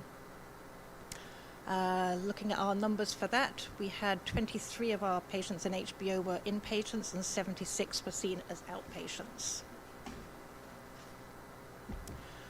Shock Trauma Go Team, I know we have been doing a lot of education on this, and if anybody would like the Go Team to come out and do some education, we're available to do that. So far this year we have had 6 Go Team requests. We had 3 cancelled and 3 deployed. The latest one of those was on December the 21st, and that was one in Baltimore County. It was an MVC, and that patient did end up coming to us. Still working on our organ and tissue donating program. Throughout the hospital, we have seen a little bit of a decrease in donation rate, and we have some education going on around that at the minute, just so that everybody is aware of how to initiate that process. Our global outreach, something that has been increasing a lot over the last year. So far this year, this fiscal year, we have had 13 observers from the United States, 1 from the Caribbean, it was from Cuba. We've had 3 from Europe, from Denmark, Germany, and Italy, 4 from Asia, Hong Kong, Japan, and Malaysia, and 6 from the Middle East, Egypt, and Israel. We also had a site visit and a tour for 8 South Korean physicians. People come to see us, predominantly they come and observe with our trauma teams that accounted for 25 of the observations, but they also have observed with our anesthesia, orthopedic, nursing, and plastic surgery teams. Center for Injury Prevention and Policy, again, that is something that has really been beefed up over this year. We have had a whole lot more staff come on board, which has really enabled us to do a lot more of our injury prevention and violence prevention activities. So far, fiscal year 24, we've had a total of 87 events with 3,091 attendees. So 3 events of those were trauma prevention community outreach with 425 attendees. We had 6 events of our trauma prevention teens Think First. So Think First is a neuro, brain and spine injury prevention program, which we go into a lot of schools and do that. Our neurosurgery group go out for that. We had 6 events and 287 attendees. We have our DDMP, which is our drunk driver program, 6 events and 315 attendees.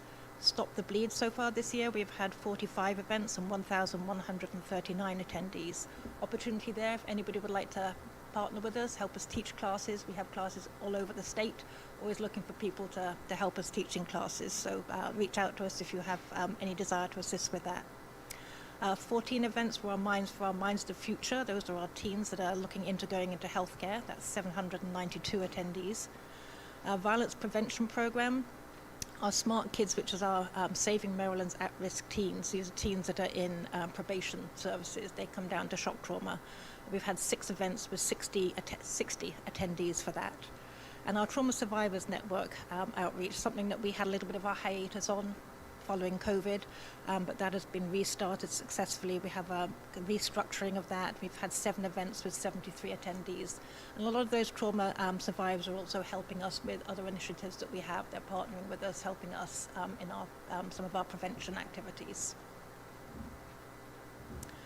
EMS outreach and education.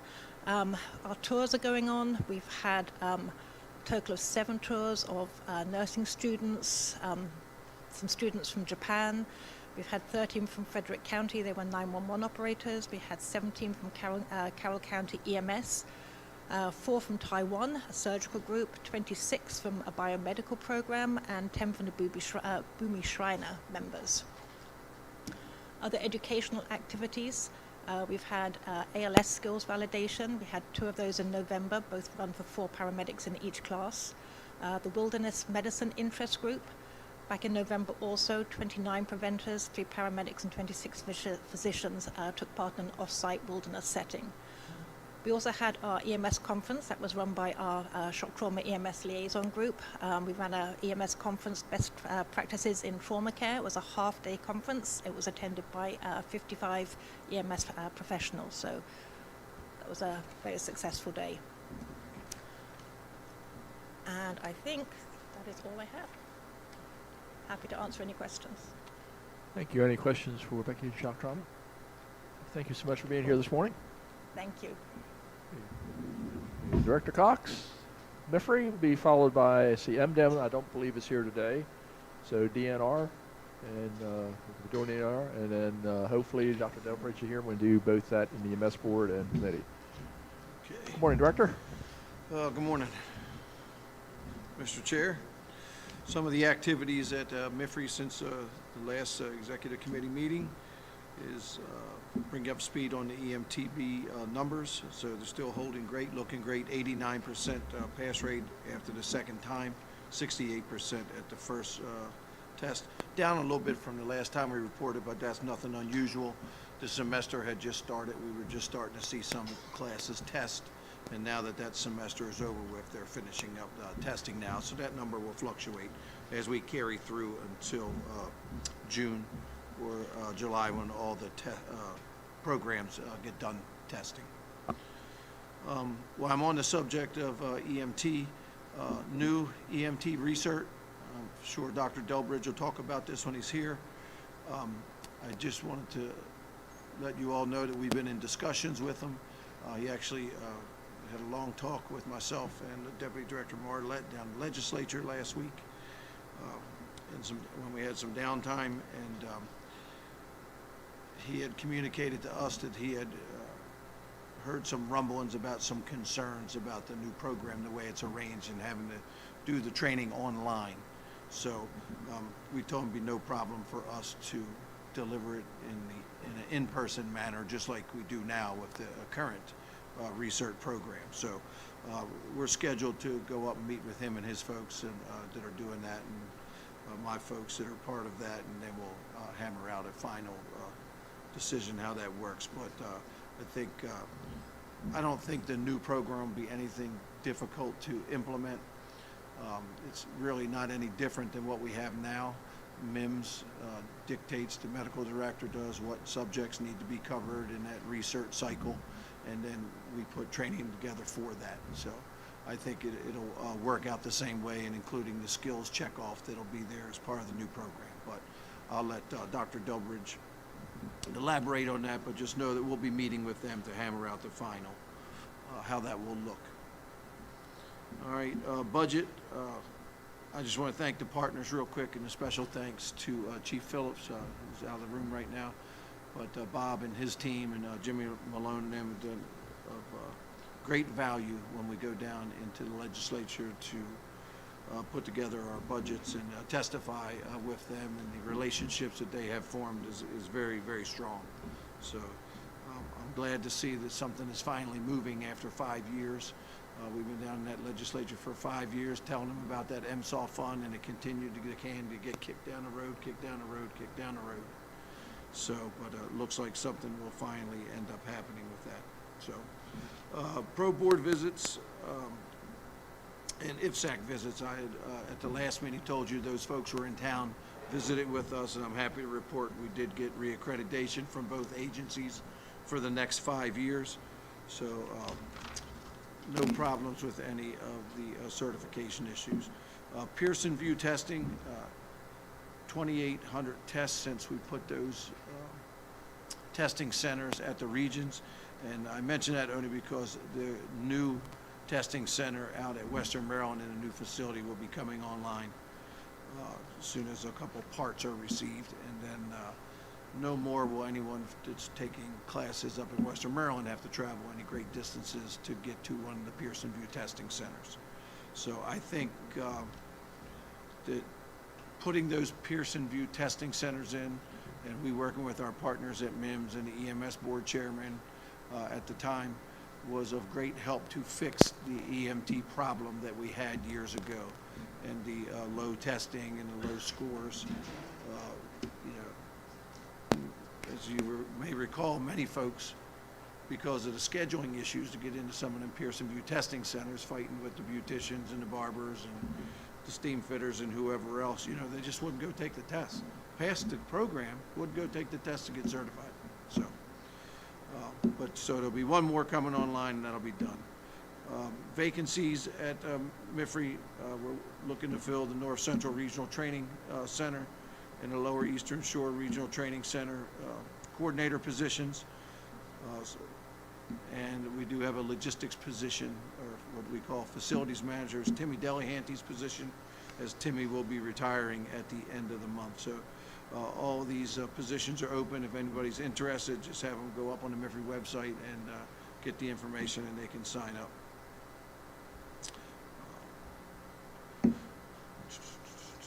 Seminars and training.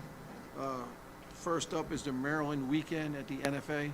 You may have heard that that was canceled by the National Fire Academy. They had notified us about a week and a half ago that the Maryland weekend scheduled for the 24th and 25th of February was canceled. I think they have a certain enrollment. It wasn't because of us. We had the same numbers of people going this year as we did last year here for the Maryland weekend, but I don't think they had anything else on campus, or whatever else they had scheduled on campus was canceled. And I think it all ties in with their food services and all that stuff there. So they canceled it. We're in discussions with them now to see if we can't change that to either April 20th and 21st, May 18th or 19th, or June 8th or 9th. So more to come on that issue in the near future. March 2nd and 3rd is the Hoagland Seminar at University of Shady Grove. March 3rd through the 8th is MIFRE's National Staff and Command Program in Annapolis. March 23rd, there's a Public Fire and Life Safety Educator Seminar at College Park. And in April or May, we're still working on this. We just can't tie the folks down to the dates. But there will be the possibility of a shipboard firefighting seminar that we would like to hold up at MITAGS or the Maritime Institute in Linthicum. And last but not least, we're still working to schedule the lithium-ion battery storage and electric vehicle fires seminar that we're going to put on in Caroline County area of the Eastern Shore. While we're on the subject of those lithium-ion batteries, I know you heard some information earlier about the commission that's being formed in the legislature about that stuff. We hope to have a seat on that commission to assist with that. But I will say that we were just offered an opportunity the other day to work in a federal work group of folks from the Pentagon, Navy, Marine Corps, there was Coast Guard, some other folks from the feds to get to the bottom of the lithium-ion issues and try to come up with the appropriate tactics for these issues. So we were offered a spot on that. We accepted that we would help out with that. MICRB, that last meeting of the MICRB was held on January 17th. All right, and after that meeting, the new numbers for instructors in the state are 780 emergency services instructors, 15 instructor trainers, and 264 instructor evaluators. So MICRB will meet again on the 27th of April. And there will be PDI offered at MIFRE in either the first or second week of April for any instructors that need that if they're on that recertification schedule. All right, and then last but not least, if you hear any rumblings about some instructors not being able to teach, it is probably true. There was some mandatory training that was put out for the instructors. We gave 10 online deliveries, 2 makeup sessions online. So all the folks had to do was sit in front of the computer, turn it on for about an hour and a half and take care of the mandatory training. But we still have a number of instructors that did not complete that. So they're kind of going to be restricted from teaching until they go back and do the makeups for that training. All right, that's all I have, Mr. Chairman. I'll answer any questions if anybody has any. Questions for Director Cox? Mr. Sutton? Good, Chief. Sure. Hazmat ops. Hazmat ops, actually the hazmat programs and the rescue programs have all changed based on the new standard that came out and the Pro Board and IFSAC reaccreditation. So those programs now have, some have 3, some have 4 levels. They are now the awareness level, an operations level, a technician level, and an incident commander level. One of the issues with hazmat ops, instead of breaking that down into 3, we just give it as a hazardous materials operations program, and we have made big notes to the students that don't breeze past the awareness part of the class, because when they take the exam for the class, there's only 10 questions on the awareness portion, and they have to be broken apart as separate. So they have to, pass 7 of those 10 questions, or they're not going to be certified in awareness. We've had people that failed the awareness portion, which is the very basic stuff, passed the operation stuff, but they couldn't get certified because they didn't pass the awareness portion, and they have to go back and take that. Yes. Yep.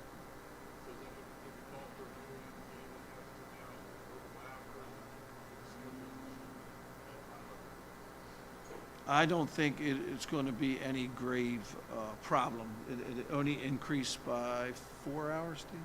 I think it was only 4 hours is all it increased. Yeah. So, yeah, 36 to 42, right? So I don't think it'll be a big deal. It's just an extra session. Yeah, no problem, Chief. Director? Okay. Just Tim? Go ahead, Tim. Could you do the, basically, the same thing with the rescue program? Because site ops was a requirement for some classes, and there is no site ops, so how is that gonna work in the future? Yeah, any site ops class that was running now had to be finished up by March 31st. So no new site ops classes could start. But what we did do, because there's been a lot of requests for the site ops program, we have moved that to a short course status. There's no exam for it. So if you want your folks at your station, Tim, to have site ops, you just would request it through Western Maryland, and we'd get an instructor, they'd come out and do it, and it would be done in relatively a short period of time.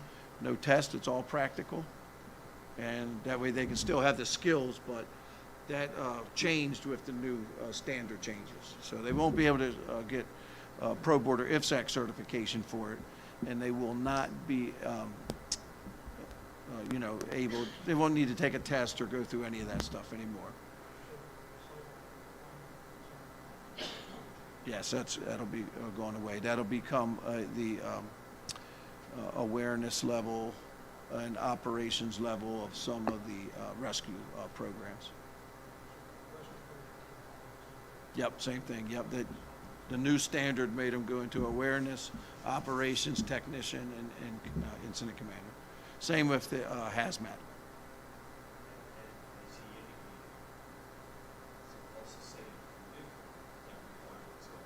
Right.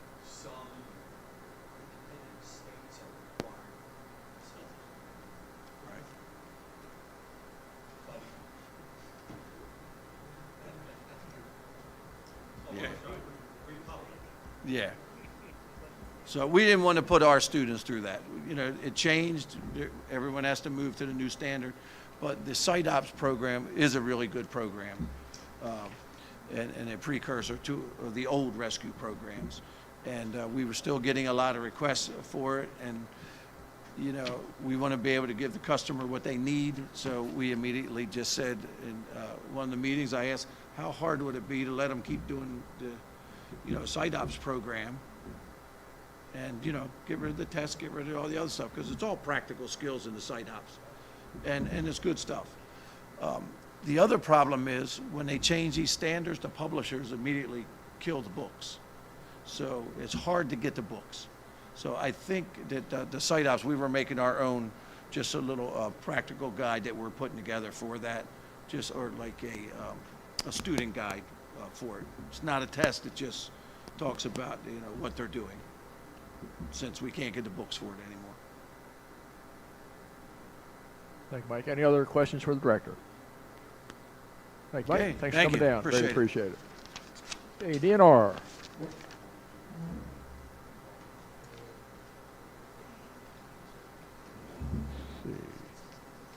I've got copies of the report. I know it's been, you all want them? Yes, sir. Morning, guys. My name's Lance Carroll with the Maryland Forest Service. I'm filling in for Chris. I'm the wildfire risk and reduction and prevention guy for the state. I'm out of Salisbury. It's been a busy year for us. 2023 was.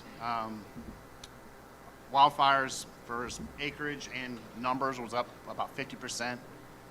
We just had shy of 200 wildfires in 2023 with 199, and just shy of 4,500 acres with 4,482 acres. This year so far, well, last year we did, I don't know if a lot of you knew, we had a pretty decent sized wildfire outside Baltimore in Gunpowder, which was, I believe was arson. So wildfires have definitely been picking up last year. This year so far, we've only had one fire, and that was less than an acre. Prescribed fire is another thing that's increasing, or we're working to improve access for on state lands and also private lands. In 2023, we did 118 prescribed fires on 9,188 acres. I'm in the process of making or forming a prescribed burn council, which will also help private landowners get information, knowledge, equipment, hopefully in the future, so they can do prescribed fires on their property and do it safely. When I first came here to the Maryland Forest Service, it was a pretty old agency. We're a unit within DNR that's small, and that's changed. I want to say 2/3 of our people are new within the last 8 years. We've been filling a lot of the vacancies of people that have retired. We're looking to fill a vacancy for the Community Wildfire Defense Grant Program.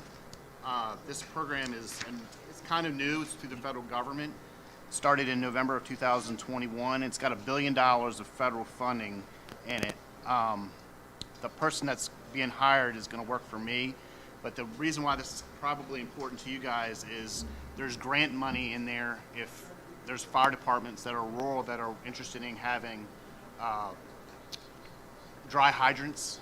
They could write up a grant, submit it, and probably maybe get some funding for that. Wildland fire training. Hold down, please. We just had our basic this year. S-130 was in Powellville on the shore. Our annual refreshers for the PAC test and the annual refreshers so that people can go out west is February and March, and both of them are in March, excuse me. One's at Sandy Point and the other one's at Fort Frederick, which is out west. And that keeps the volunteer firefighters that go out as ADs and state folks, keeps their red cards qualified. The Mid-Atlantic Wildfire Compact is going to host their annual academy, which will be June 10th through the 14th. Our fleet, which was, when I came on, I think my truck was 16 years old. I think the majority of them were 10 years old, 10 years at least or older. By FY25, if the budget holds, I think all of our vehicles within the fleet will be 5 years or younger, which is huge, because we don't get the funding like MSP's helicopters and even the DNR police and all of them, but we do well with what we get. And a lot of the heavy equipment, which was the loan lease, I think was started from somebody that used to be part of this agency, saw that we needed that and got that. So we got dozers and heavy equipment that we send out west to like California or Texas. And a lot of that money has come back and is actually helping us buy new vehicles. So something that started years ago is actually starting to have a return for us now, which is helping us in-state and then also out-of-state. This year we'll get 2 new dozers. One of them is actually going to be here right outside Pocomoke at Milburn Landing, and I'm not sure where the other one was going to go, and they'll both have new transports. We also gotten 2 F550 Type 6 engines. We call them Type 6 engines. You guys would probably call them a heavy brush truck. They'll be done hopefully by the fall, and they'll augment the other 2 that we have that we send. We use them in-state for suppression, prescribed fire, and we send them out of state on wildfire assignments all over the country. And they also make money for us, so we're excited about that. DNR, our parent agency, is actually, they just got an Airbus H-125, an A-Star helicopter, to replace their Jet Ranger, which is really, really old. I think it was a Vietnam-era helicopter. That'll help us with reconnaissance on wildfires. It also comes with a bucket, Bambi bucket, which you can use for fire suppression. In 2023, we were in 9 states across the country for the interagency wildfire support. Started in May, and it looks like it's probably going to start again in May this year. And we didn't have our last person home from, I think, Mississippi or Louisiana until mid-October. Another program that's important for you guys is the Federal Excess, or FPP. It's still there. I think with the stuff that was happening overseas, a lot of the vehicles and stuff might have been pushed to Ukraine because it didn't seem like there was as much on there as there had been in the past, but stuff's starting to show up again. So if there's something that you guys need, if there's a need that you think we can find, just let us know. We'll look. If we can find it, we find it and get it to you. If not, then we'll try to help. Other ways, there's the other grant. The VFA 2023 VFA grant awards are currently being processed. As successful VFAs submit documents for expenses. A 50-50 match grant provided a total of $127,000 in funding, and they're thinking that they'll have about the same amount of funding for the grant this year in 2024 as they did last year. That is it. Any questions? Thank you, Lance. Any questions for Deanna? Very good, thank you. Yes, sir. Rick, EMS, and I believe Dr. Delbridge is here, so we'll be able to follow with him right with you. Good morning, and thank you. My report was sent in electronically. Dr. Chismar presented the 2024 protocols to our EMS committee. He's also set up a joint meeting with SEMTAC and the EMS boards. This allows both those groups to review the information at the same time. He asked this group to take this information to their stakeholders for review and comment before the February meeting.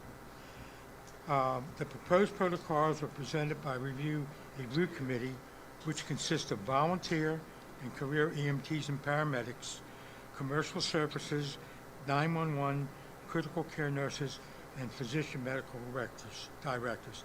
This is a multidisciplinary group. He's also reviewed and gave justification and rationale for each proposed protocol change. There was one question about the burn protocol change. We have 2 different categories called Palmer and Rule of 9 and the carbon monoxide change. Interface with Mifflin National Registry teaching. They teach both.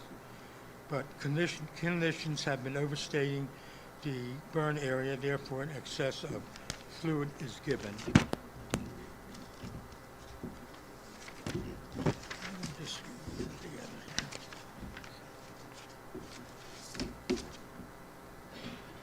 Clinicians have patients with significant thermal burns and struggle to choose the correct transportation destination, hyperbaric or burn center.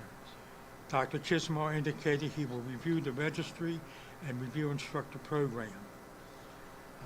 Consideration for transport to emergency ECMO capability facilities, which is Johns Hopkins, University of Maryland, MedStar Washington Hospital Center, are the two centers. There's also been a question about where MIM stands on phone app. And Dr. Chismar said this is being looked into, which this would take the place of the pocket protocols. It would be on your phone app.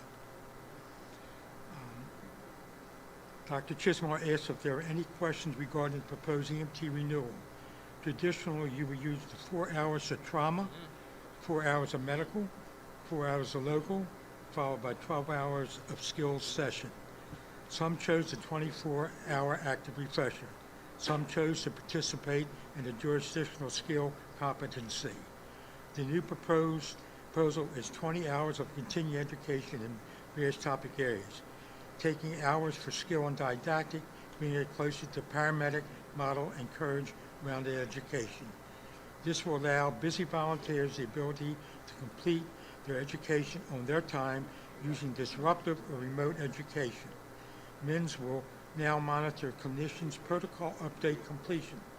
Recertification will only be awarded if the prior 3 protocol updates are completed. The skills competency verification will be done at the EMS operational level, approved by program on MIFLI. This will impact EMT. Final reading of the 2024 protocols will occur at the February EMS board. There was also a question about MIMS considering digital clinician licensings for phones, and this is being looked at the present time. From the ALS subcommittee, committee is meeting weekly regarding standard content of the paramedic refresher. This committee will be reviewing ethics to the paramedic, not specifically legal, will focus on the legal matter. Dr. Delbridge reported in 2023 mail and provided service for 558,375 EMS calls. Stipend programs is working well. 563 persons participated with 71% completing the program. As of June 30th, 24, initial ALS certification will no longer require practical testing. Legislation induced to allow paramedics to continue vaccination program. The MOSOP fund will last a little longer than the initial thought. Title 30 legislation will affect 9 base station facilities. MIFLI Director Cox reported 2023 held 1,600 classes with 26,000 students, 6,500 EMS students. MSA and shock trauma gave reports.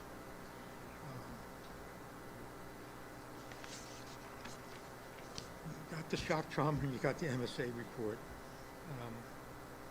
Just something that came up and is brought to our attention, that a member of an emergency prepared committee, there was an incident where a chemical burn patient was brought to a trauma unit without a consult. A second patient was presented with the same similar burns. Investigation revealed it was victim and attacker. The patient has been splashed with high concentration of acid. Several clinicians had minor burns even while wearing gloves. He's sharing the importance of consult, which is very important, especially with dangerous chemicals after action was shared with this committee. And based on that, gentlemen, that is my report. Any questions? Thank you, Rick. Any questions for the EMS committee? Very good. Thank you, Rick. Thank you so much. Thank you very much. Safe trip home. Dr. Delbridge, welcome. Certainly. Usually we have you before the EMS committee, but Rick needs to leave too, so we'll work him around. I'm happy for everybody else to give my news. Any questions? There you go. I'm having an Eastern Shore Day. It's Winterfest this weekend too in Easton. So I gave a talk at Winterfest. I'm here. I go back to Easton. Very exciting day. Some of it's relevant. I'll just touch base on a couple of things that maybe weren't covered so far. MEMS is part of the leadership of the Trauma Center Funding Commission. that's scheduled to give a report to the legislator. Well, it was supposed to be done in December, but it's running a little behind schedule. Hospital finances are incredibly complicated, and every time there's a financial question that goes to the hospitals, it takes a while to get a response back that helps. The idea is to make sure that trauma center funding is stable in the state. The issue was brought up especially by the rural level 3 trauma centers last year, but every trauma center jumped onto the bandwagon. That resulted in legislation that was introduced yesterday or the day before yesterday that will, according to the legislation, tax ammunition and firearms and distribute the tax proceeds to trauma centers in a particular formulaic kind of way, and we'll see where that goes. The trauma centers believe that they are running at a deficit of about $65 million a year collectively across the state. So the object is to find funding that stabilizes them in that way. And the way Maryland healthcare financing is unique in the country limits their ability to capture revenue the way trauma centers in other states might, by levying fees for trauma team activations and things like that. Not possible in Maryland. So that work goes on. Hopefully wrap up soon. We were also trying to help with a project that was assigned to the Maryland Hospital Association about emergency department throughput. That work is coming to a conclusion. Sort of the right experts in the room to be helpful, and a lot of extra input that sort of derailed the process just a little bit, and resulted in hiring a consultant that has been very influential in what the report says. And we'll see how specific it gets when it comes to the end. There's already a bill in the House that recreates the task force for next year, this time with MEMS leading it, which would be a little bit astray of our bailiwick, although we're, of course, interested in emergency care all over. Once it gets too deep into the hospitals, and the problem is really not an emergency department problem, the problem is really a hospital problem and a healthcare system problem. It really requires a lot of resources, and we'd have to invest a lot in our ability to do that work and get the right people, and stuff is very expensive. So we'll see where that goes. We, of course, continue to be incredibly interested in transfer of care time intervals. We do 2 things routinely. One is the hospitals get their data every week. Dr. Chismar emails them not just a summary, but the detailed data, so they can look up outlier cases and see why they were outliers. That's been very helpful, and we get a lot of positive feedback from the hospitals that it's helpful for them to get that information each week. We then collate that information on a monthly basis and forward it to the Health Services Cost Review Commission that is championing a process called EDDI, the Emergency Department Dramatic Improvement Effort. Every hospital has been asked to submit emergency department throughput improvement goals for the year, and they're tracking their progress toward those goals. And the data, one of the data points they're using is the transfer of care interval. We produce, got some dreadful mucus. We color code hospitals' performance based on metric of less than 35 minutes is green, 35 to 60 minutes is yellow, and beyond 60 minutes on a 90th percentile basis is red. And we can keep track of how hospitals are doing routinely. Some hospitals, by the way, are typically green. I mean, they do very well on that particular metric, and it's a focus of theirs. And they are bummed out when they're yellow, and they work hard to get it back to green. And some hospitals are just all the time red. And it's the all the time red hospitals that are really problematic that we're focused on. So we're collaborating with HSCRC and the Hospital Association to keep our eye on that ball. And I'll wrap up by talking about, I think we covered this a little bit earlier maybe, but the change in paradigm for EMT recertification from being just a block of 24 hours of refresher course and skills verification to being more modular and being more discrete about content areas. To review real quick, it will require 20 hours of continuing education that can be gotten all kinds of different ways through online training stuff. Can be done in person if people desire to do that. I don't want to speak for MIFRE, but I know I believe it's their intent to tailor or customize, I don't want to say customize, tailor didactic offerings to correlate with the new paradigm and make it available for people that prefer to be in person. You know, I'm dedicating a weekend to be renewing my EMT. I don't want to be bothered by trickle effect and online stuff. And so I think there's a lot of collaboration around this. It makes sense, and it makes EMT recertification a lot more akin to what paramedics do routinely in terms of acquiring their continuing education. I mentioned last time we all met about skills verification is designed to be a 2.5-hour experience. I reviewed some of that stuff just this past week and sent our team back to the drawing board and said, that's longer than 2.5 hours. You got to scale that back and make it really discreet. And the idea is that it can be done not necessarily at a training center, but it would be up to the jurisdictional EMS, high jurisdictional official in the EMS operational program to decide how they implement that in their place. But it's really meant to be more dispersed than that. And an hour and a half hour every year on protocol update. It really should be a much more user-friendly experience for an individual EMT. It's intended to be that. It's supposed to be easier and more flexible and more in tune with what we expect people to keep up on. The challenge will be the transition from the way we are to the way we want to be.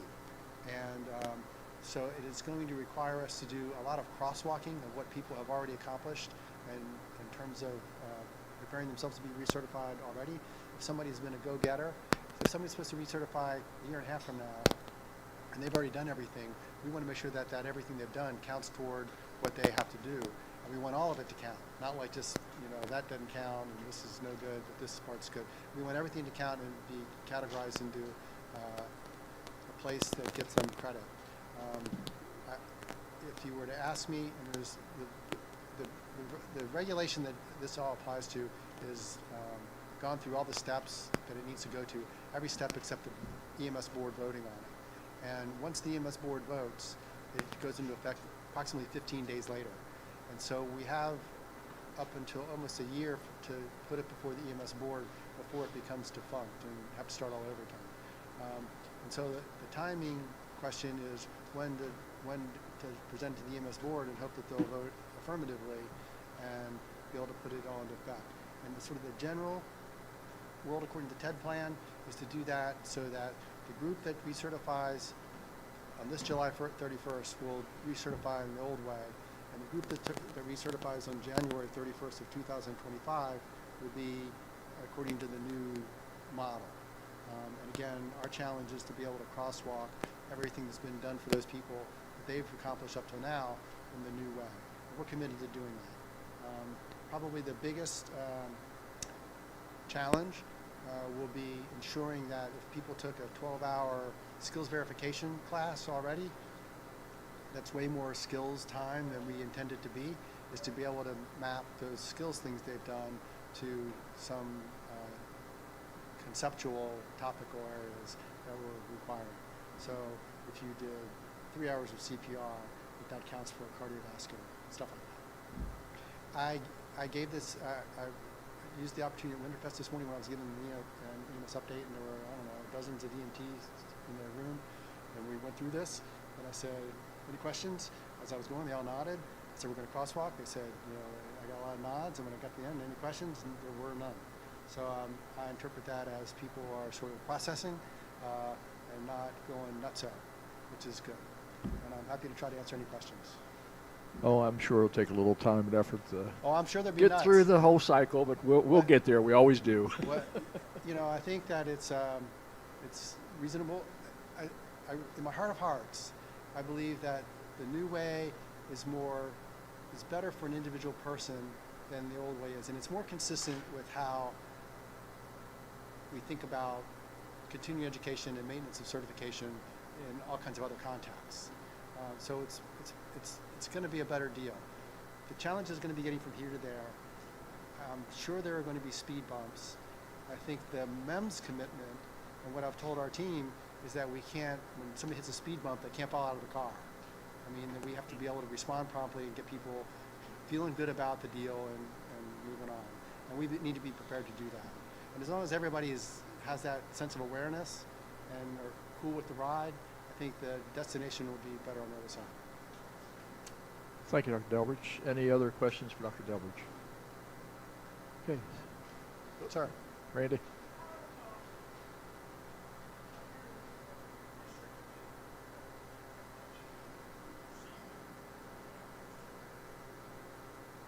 How's it been? Is it getting better? Well, it's better overall this week, but it wasn't so better last week. You know, part of the problem, part of the challenge is, I'm trying to make this a long story short, so forgive me. One of the problems is that we didn't have a COVID-19 season like the last couple seasons. We sort of peaked out at about 400 and some hospitalizations across the state. But we made up for that far and away by the number of hospitalizations due to RSV and influenza. Only a third of Marylanders get a flu shot every year, and even fewer than that got a COVID-19 shot this year. And so the amalgamation of those three things in hospitals put us way over the CDC alert status for using universal precautions again. And so those we ended up with too many respiratory virus patients in hospitals. Those people end up in the hospital, they have long length of stay. It is harder these days to get patients out of hospitals, either to home health care, skilled nursing facilities.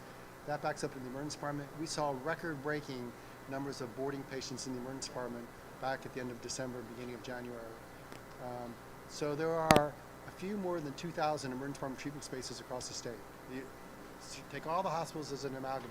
There are about 2,050 treatment spaces in the state. And on any given morning, there were 700 people boarding in hospital emergency departments. And you know, that distribution isn't equal amongst all hospitals. So one hospital may luck out and be doing pretty well, but somebody else is using them. So the entire ED space is boarding patients. Now, a boarding patient is somebody whose emergency department care is done. Whatever they needed in the emergency department, that's over with. They're ready for whatever comes next. And whatever comes next might be get admitted to the hospital, either to intensive care unit or an acute care bed, or go home to, or go to a skilled nursing facility, or be transferred someplace else. At any given moment in time, across the entirety of the state, there are probably somewhere between 12 and 20 patients that are waiting to be transferred. Like they're waiting to go to a trauma center, a cardiac center, stroke center, or something. There are not that many people waiting to be discharged. There are 80-some% of the people are waiting for an acute care bed, a relatively small number are waiting for an ICU bed, and about 100 people, less actually, are waiting for behavioral health or psychiatry kind of services. And they get stuck there for a really long time. And when 700 and some people are occupying that much space, it means that newly arriving people can't get in. And that was the problem. And so my mantra everywhere I go is, geez, please get a flu shot. Stay out of the hospital. But that comes up the works. So we're keeping track of the transfer of care time, and we're looking for it to be better. But then when hospitals get all backed up with other stuff and it backs up into the emergency department, it just makes it impossible. So I would say, generally, it's better, but with peaks of not so good. That was a long answer, I'm sorry. Did everybody get a flu shot? Everybody had a flu shot here? Any other questions for Dr. Delbridge? Thank you very much. Yes, get your shots, all your shots, everything. Thanks for having me. Thank you, Doc. Okay, where'd Mike go? We have a few words from our sponsor here before we go to lunch. Stand by just a minute. We'll go ahead and do the 50-50 real quick.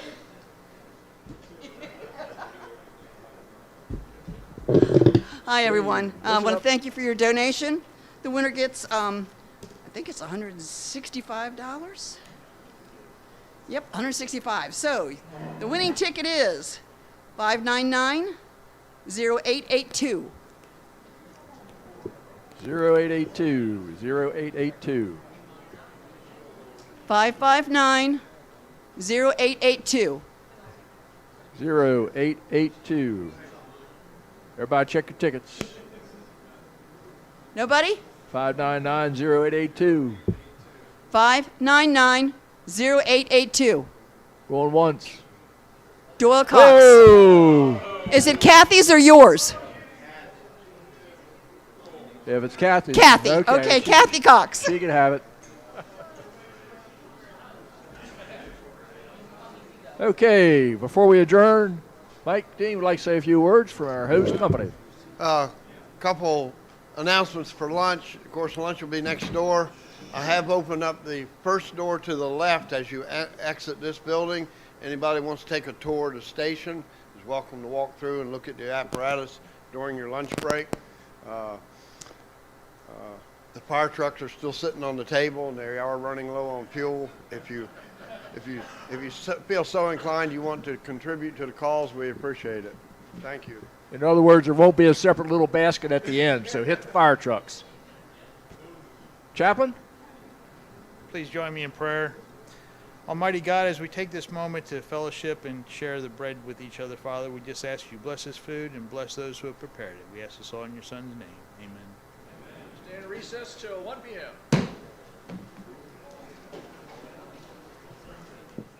All right, let's quiet down, please. I'd like to get moving. Okay. Any comment from the president? I don't see the president. Is there any further comments from the EMS board?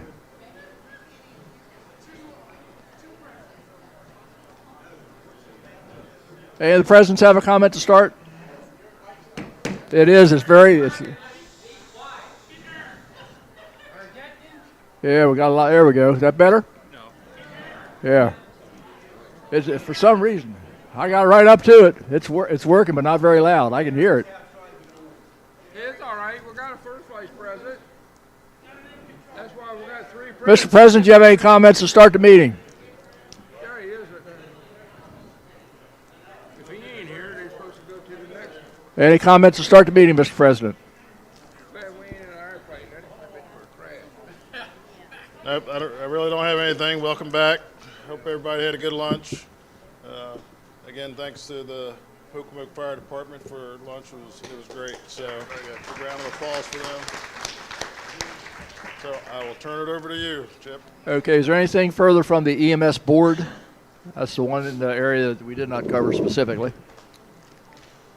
No, EMS board, we met, again, most of it all stemmed around the coalition for the MEMSOF and the partnerships. And, you've heard that repeatedly this morning from Dr. Delbridge and EMS committee, MSFA, the Fire Marshal's office.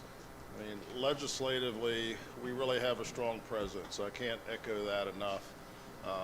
With Chief Phillips and legislative committee is doing, and Teresa monitoring in the office, and the committee members in general.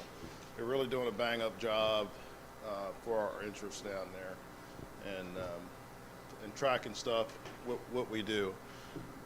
So as far as the EMS board, I would just say one thing for our providers out there. We also have folks that sit on the board. I'm on there currently right now. Steve's on there. I would just say for folks that are out here providing care, we are really starting to see an uptick on providers not doing the right thing. This is not the time that you want to be doing that when we're asking for funds. Now, I'm not going to pick any one particular call or incidents, but when we show up, we got to do our due diligence to do the best that we can and advocate for the patients that we see out there. No longer can we just sit around and say, well, it's my engine day, it's my drive day, it's my truck day. When you show up on a first responder piece of apparatus, you actually got to do care and provide care. When you don't do that, bad things happen, and then we have providers that, and Steve will echo what I'm saying, over the last 2 months, I bet you we've probably revoked at least 8 certifications from providers across this state. Never seen it. We don't know what the issue is, and that's just because we're not doing what we're supposed to do. The card, in my opinion, is like your driver's license. You earned it, you got it, but doesn't mean that you can keep it. Can't make that any stronger from the EMS board's perspective. But we're going to advocate for both career and volunteer, and we do both. There's no distinction when you come up. You're a provider. Doesn't matter whether you're a career or volunteer. And I would say it's probably about 50-50 for the folks that we've revoked, that you might have had a job yesterday, but you don't have it today. So for the chief officers, the administrators, just kind of echo that to your men and women. When you show up, let's put our best foot forward and do the right thing. Whether you're at least on the medical side, even operationally, even on the fire ground. That's why we get trained and retrained to do the best thing. The rest of it, like I say, we're just being supportive of the legislative efforts in Annapolis. And we got a little ways to go yet. Is that about right, Steve? Anything else you want to add, sir?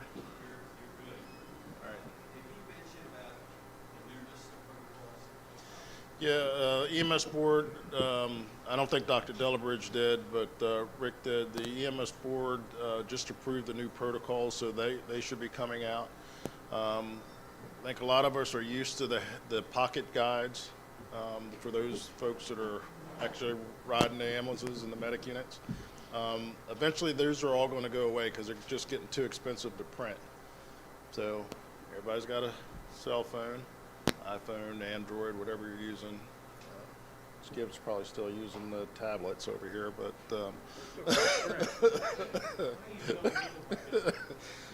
stone and chisel or something like that. So eventually we're going to transition to the electronic format. I know some of us older folks don't like hearing that because it's not in paper form, but it's just more cost effective. So eventually the protocols will eventually migrate into a application type format, if I can get my words out. And that way you got it all the time. So that's going to start working in transition. Again, with what Dr. Delabridge said, just be mindful of the change for the EMT recertification process. That's not going to happen overnight. It's a 2-year process. I mean, we're looking at probably a 2 or 3 year process to get this right. So we know there are going to be hiccups. We want to make sure that whatever continuing education you do, that you get credit for. MSFA is going to be a part of that discussion, along with MIFRE and MEMS. Dr. Delbridge caught me as we were breaking for lunch. So we got a seat at the table. We're going to make sure that we get this right to the best that we can. So we don't lose anybody through the cracks. So just bear with us. If there's issues, bring them to us. We'll address them. But other than that, sir, that's all I have. Chip. Okay, thank you, Mr. President. I did neglect this morning. I have been making a habit of trying to introduce anybody new that comes to an executive committee meeting. I know we have at least one. Kevin, from Frederick County. I hear it. The microphone's on now. It's going.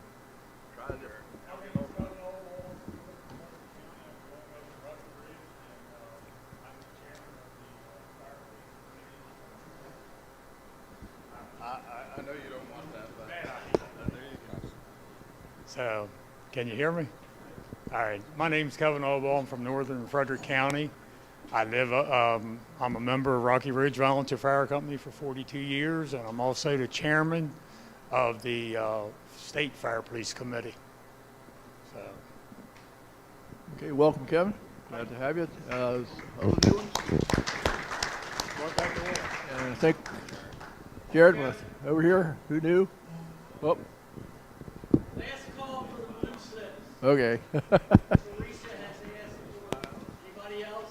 Last call for the blue slips. Yeah, I thought he was a new member too. Okay, Jed, who's been here? There we go. Yep. Waving you out, man. There we go.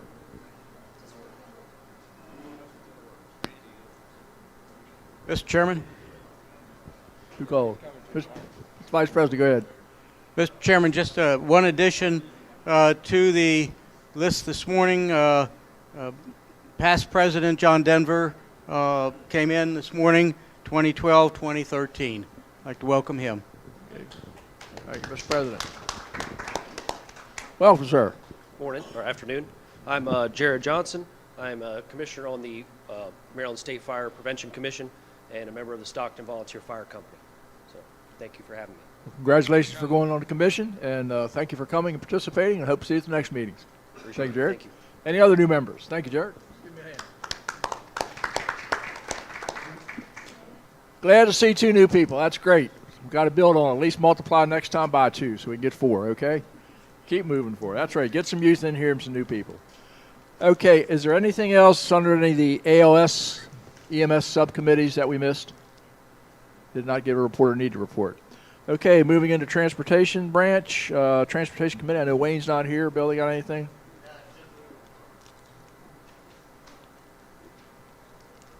No, Wayne's not here, but he said there was nothing to add in his report. Okay, and Mitch, you're on deck, and here he comes. On deck after that will be partner reports, so Dave Lewis, MVSC. I brought the financial stuff too, just in case. Okay, for the presidential vehicle, the tag bracket is being worked on for the president's vehicle. We finally got it, so it'll be installed shortly. Kate's car, of course, we all know that Bambi and the car collided, so the vehicle had been up to Plaza Ford. We have the insurance payment. It was $580 and some change. We did get the check from the insurance company, and that will be scheduled to be repaired at Plaza Ford.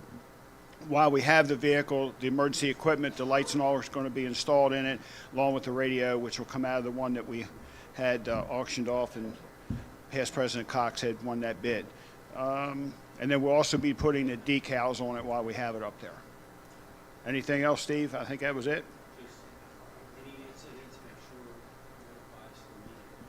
Yeah, notify President Cox, past President Cox immediately if we have any issues, or myself, whether it be damage or incidents or whatever with the vehicle, so we can take care of it. Very good, Mitch. Anything else for our President's Vehicle Committee? Okay, thank you. Getting to partner organizations, NBFC, Dave Lewis. Past President Dave Lewis, excuse me. Thank you, Mr. Chairman. Report MDFC was filed electronically. I was late, so you would have to done the re-download again this morning to get that report. Eric and I continue to be active within our respective committees on the NBFC board, working up to our next meeting, which is April 25th to 27th in Arlington, Virginia, which coincides and precedes the annual CFSI dinner, so that many of our directors from out of state can attend the CFSI dinner, as well as visit with their senators and Congress folks down there. Again, we've been very busy. A couple things that I highlight in my report. We continue to work strong on the whole topic of mental wellness. We took the directory of providers. We took it from a paper version to actually an online searchable directory, so that's easier for people to access in order to get that. So that replaces our previous paper version, PDF version. And there was some discussion, but again, all of the prior providers we put in there have been vetted and understand the needs of emergency responders. And again, as I've reported before, our partnership with Provident Insurance, all members of the NVFC have access to the mental wellness benefits offered by Provident, their members and their families, relative to any type of issues, whether it be stress, depression, grief and loss, family relationships, substance abuse, whatever it might be. So that is there. Continue to work recruitment and retention. Announcement was put out on a roundtable February 21st online, engaging youth in the fire service. So if you're interested in that, please look for the link off the NVFC webpage, as well as linked onto my report. Probably of probably deeper concern, we're just starting to take a dive into, and this organization needs to do with the new OSHA 1910.150, OSHA 1910.156 ruling. It's about 650 pages if you have trouble sleeping at night. It's bound to change the way that we do business. As OSHA, as you know, OSHA was established with the intent of providing a safe place of employment for all workers. And they are expanding that with 1910.156 to include emergency providers. So the question always comes up, does that mean volunteers? Are volunteers employees? And it depends on where you're at. And even in Maryland, it depends on where you're at. Because if you look in that red book, and in the section there, it goes county by county. In some counties, volunteers are considered employees for purposes of workers' compensation. In some, they're explicitly excluded as employees. So then you kind of have the argument, does OSHA apply or does it not apply? I would hedge on the side it does apply, even that, because the intent is that we treat them as employees. So there's a lot of things that are in there.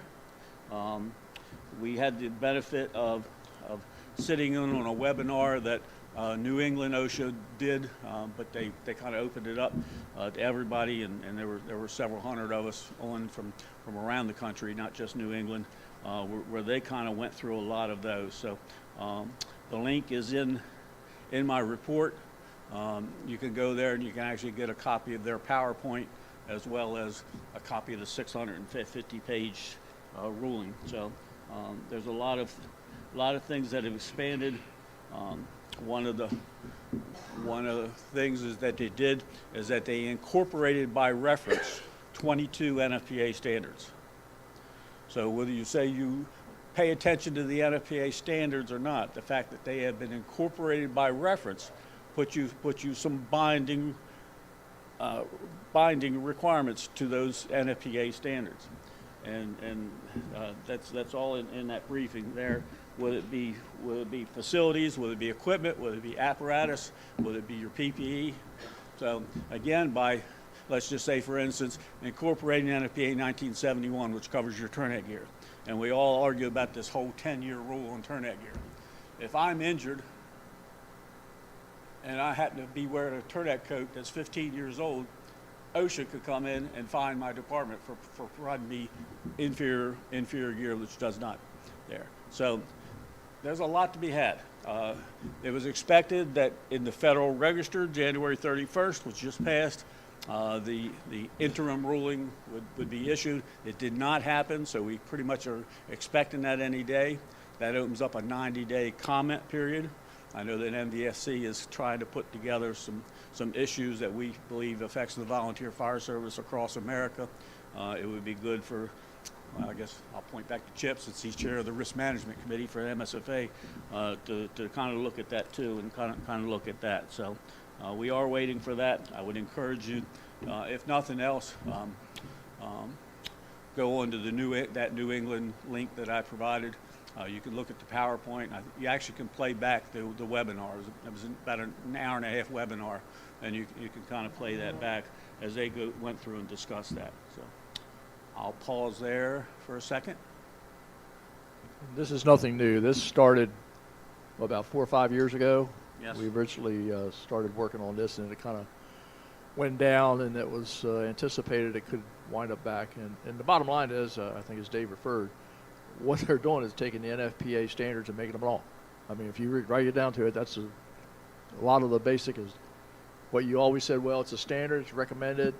It's no, it will then be law. So it comes down to replacement of turnout gear, replacement yep, of apparatus, maintenance of your facilities, maintenance of equipment. Yep. Because again, OSHA basically is that the employer is required to provide a safe and hazard-free workplace. Yep. And well, you can't do that in the fire service, but again, what can you do? And that's where they kind of, again, incorporate by reference 22 of the NFPA standards. Yep. So I have not made comment, but when it comes up, we'll be into it. I did earlier on the first time around. We made some formal comments, so we will again. Any other questions for MBSC or? Yeah, just a couple of things I wanted to mention on training, but I wanted to pause there because I think that the OSHA issue is very important. Okay, go ahead, Dave. We as the MSFA need to pay attention to that as well. Again, I encourage everyone to take advantage of our training. Our virtual learning network is outstanding. We just kind of grouped some of the online courses in what we call a leadership track. It's 10 different courses, and right now those courses are being offered for free. After that, if you're an MVFC member, they continue to be free. If you're not, we're going to charge you, so that's an encouragement to kind of become a member. We are planning for our next training summit, June 21st, 22nd. Yeah, that's the end of Beach Week. It always is. In Buffalo, New York. We got a great set of speakers lined up for that and presenters for that. So again, and MVSC does offer travel stipends for help offset people's costs. So I think this will be our 10th year that we've done the training summits. So, and again, I encourage people to become a member of the NVFC. Normal dues are 21. MSFA has kind of a negotiated rate of 18, which MSFA pays 1/2 of. So therefore, you can join. You can have your members join for $9 a year. You get access to the virtual learning network. You get access to the travel stipends for some of the conferences that we do. You get access to the mental health resources. So again, the link is at the end of my report. So that's all I have from MVFC for today. Any other questions? Okay, would you like to do Cumberland Valley? Cumberland Valley, just kind of brief report. Since we did brief you back in December, you know, again, one of the main primary focus areas for the Cumberland Valley Volunteer Firefighters Association is with our Emergency Responder Safety Institute. We really are kind of the roots and foundation of a lot of stuff that goes on relative to roadway safety across America. In fact, Federal Highway looks to the Emergency Responder Safety Institute for their numbers. We closed out last year with 45 responders killed on America's highways. That's broke down to 8 fire and EMS, 14 from law enforcement, 20 from the tow operators, and 3 DOT and service patrols. So we'd like to see that number be 0. You know, we strive towards 0 deaths, and we work closely with the Federal Highway Administration. I've been last several months been through, I can't count how many meetings online with Federal Highway, as well as in person, as well as through the Maryland Traffic Incident Management Group, in order to try to, what could we do? Twofold. Number one, education of the public with the whole slow down, move over, and you know, give us room to work on the highway. And the second one is institutionalize, as Federal Highway will call it, the training for first responders in roadway safety through the TIM training that's offered through Cumberland Valley, through Federal Highway, or through MIFRI, through whatever resource. Everyone should be able to do that. You know, we've done a really good job, I think, in the fire and EMS world, because those numbers used to be much higher, but even 8 fire and EMS people killed like a road cone is too much. So, you know, please take advantage of those resources. We're working together for our spring meeting, March 16th and 17th up in Newport, Pennsylvania, and looking ahead, our convention is July 31st to August 3rd in Halfway, Maryland. So I know that our president, leadership, and our partners will be there on August 2nd, which is when we do our President's Council, where the multiple states kind of get together and say, what's happening in my state, what are my issues, my challenges, and my successes. So again, I encourage you to become a part of the team. Membership in the Cumberland Valley Association is just $5. You can be part of an organization that makes a difference on America's roadways. And please take advantage of we have a free online learning network. It consists of 48 online learning modules that are free. Can be taken at your leisure. And again, if you take the core set of modules, it's the same as completing the TIM certification. So thank you for the opportunity to be here today and give you an update from Cumberland Valley. Very good. Any other comments or questions? Mr. Chairman. Mark. Reviewing your report, and you had talked about how the incidents are down for fire and EMS. Tow operators, there's 20. Has there been any consideration, either by your group or by the highway, to try and do some type of training or education for the tow operators? Maybe look at the standards of what their equipment is, as far as lighting and visibility and things like that. Yeah, we've actually, for the last 2 years at least, probably even longer, but 2 years we've gotten in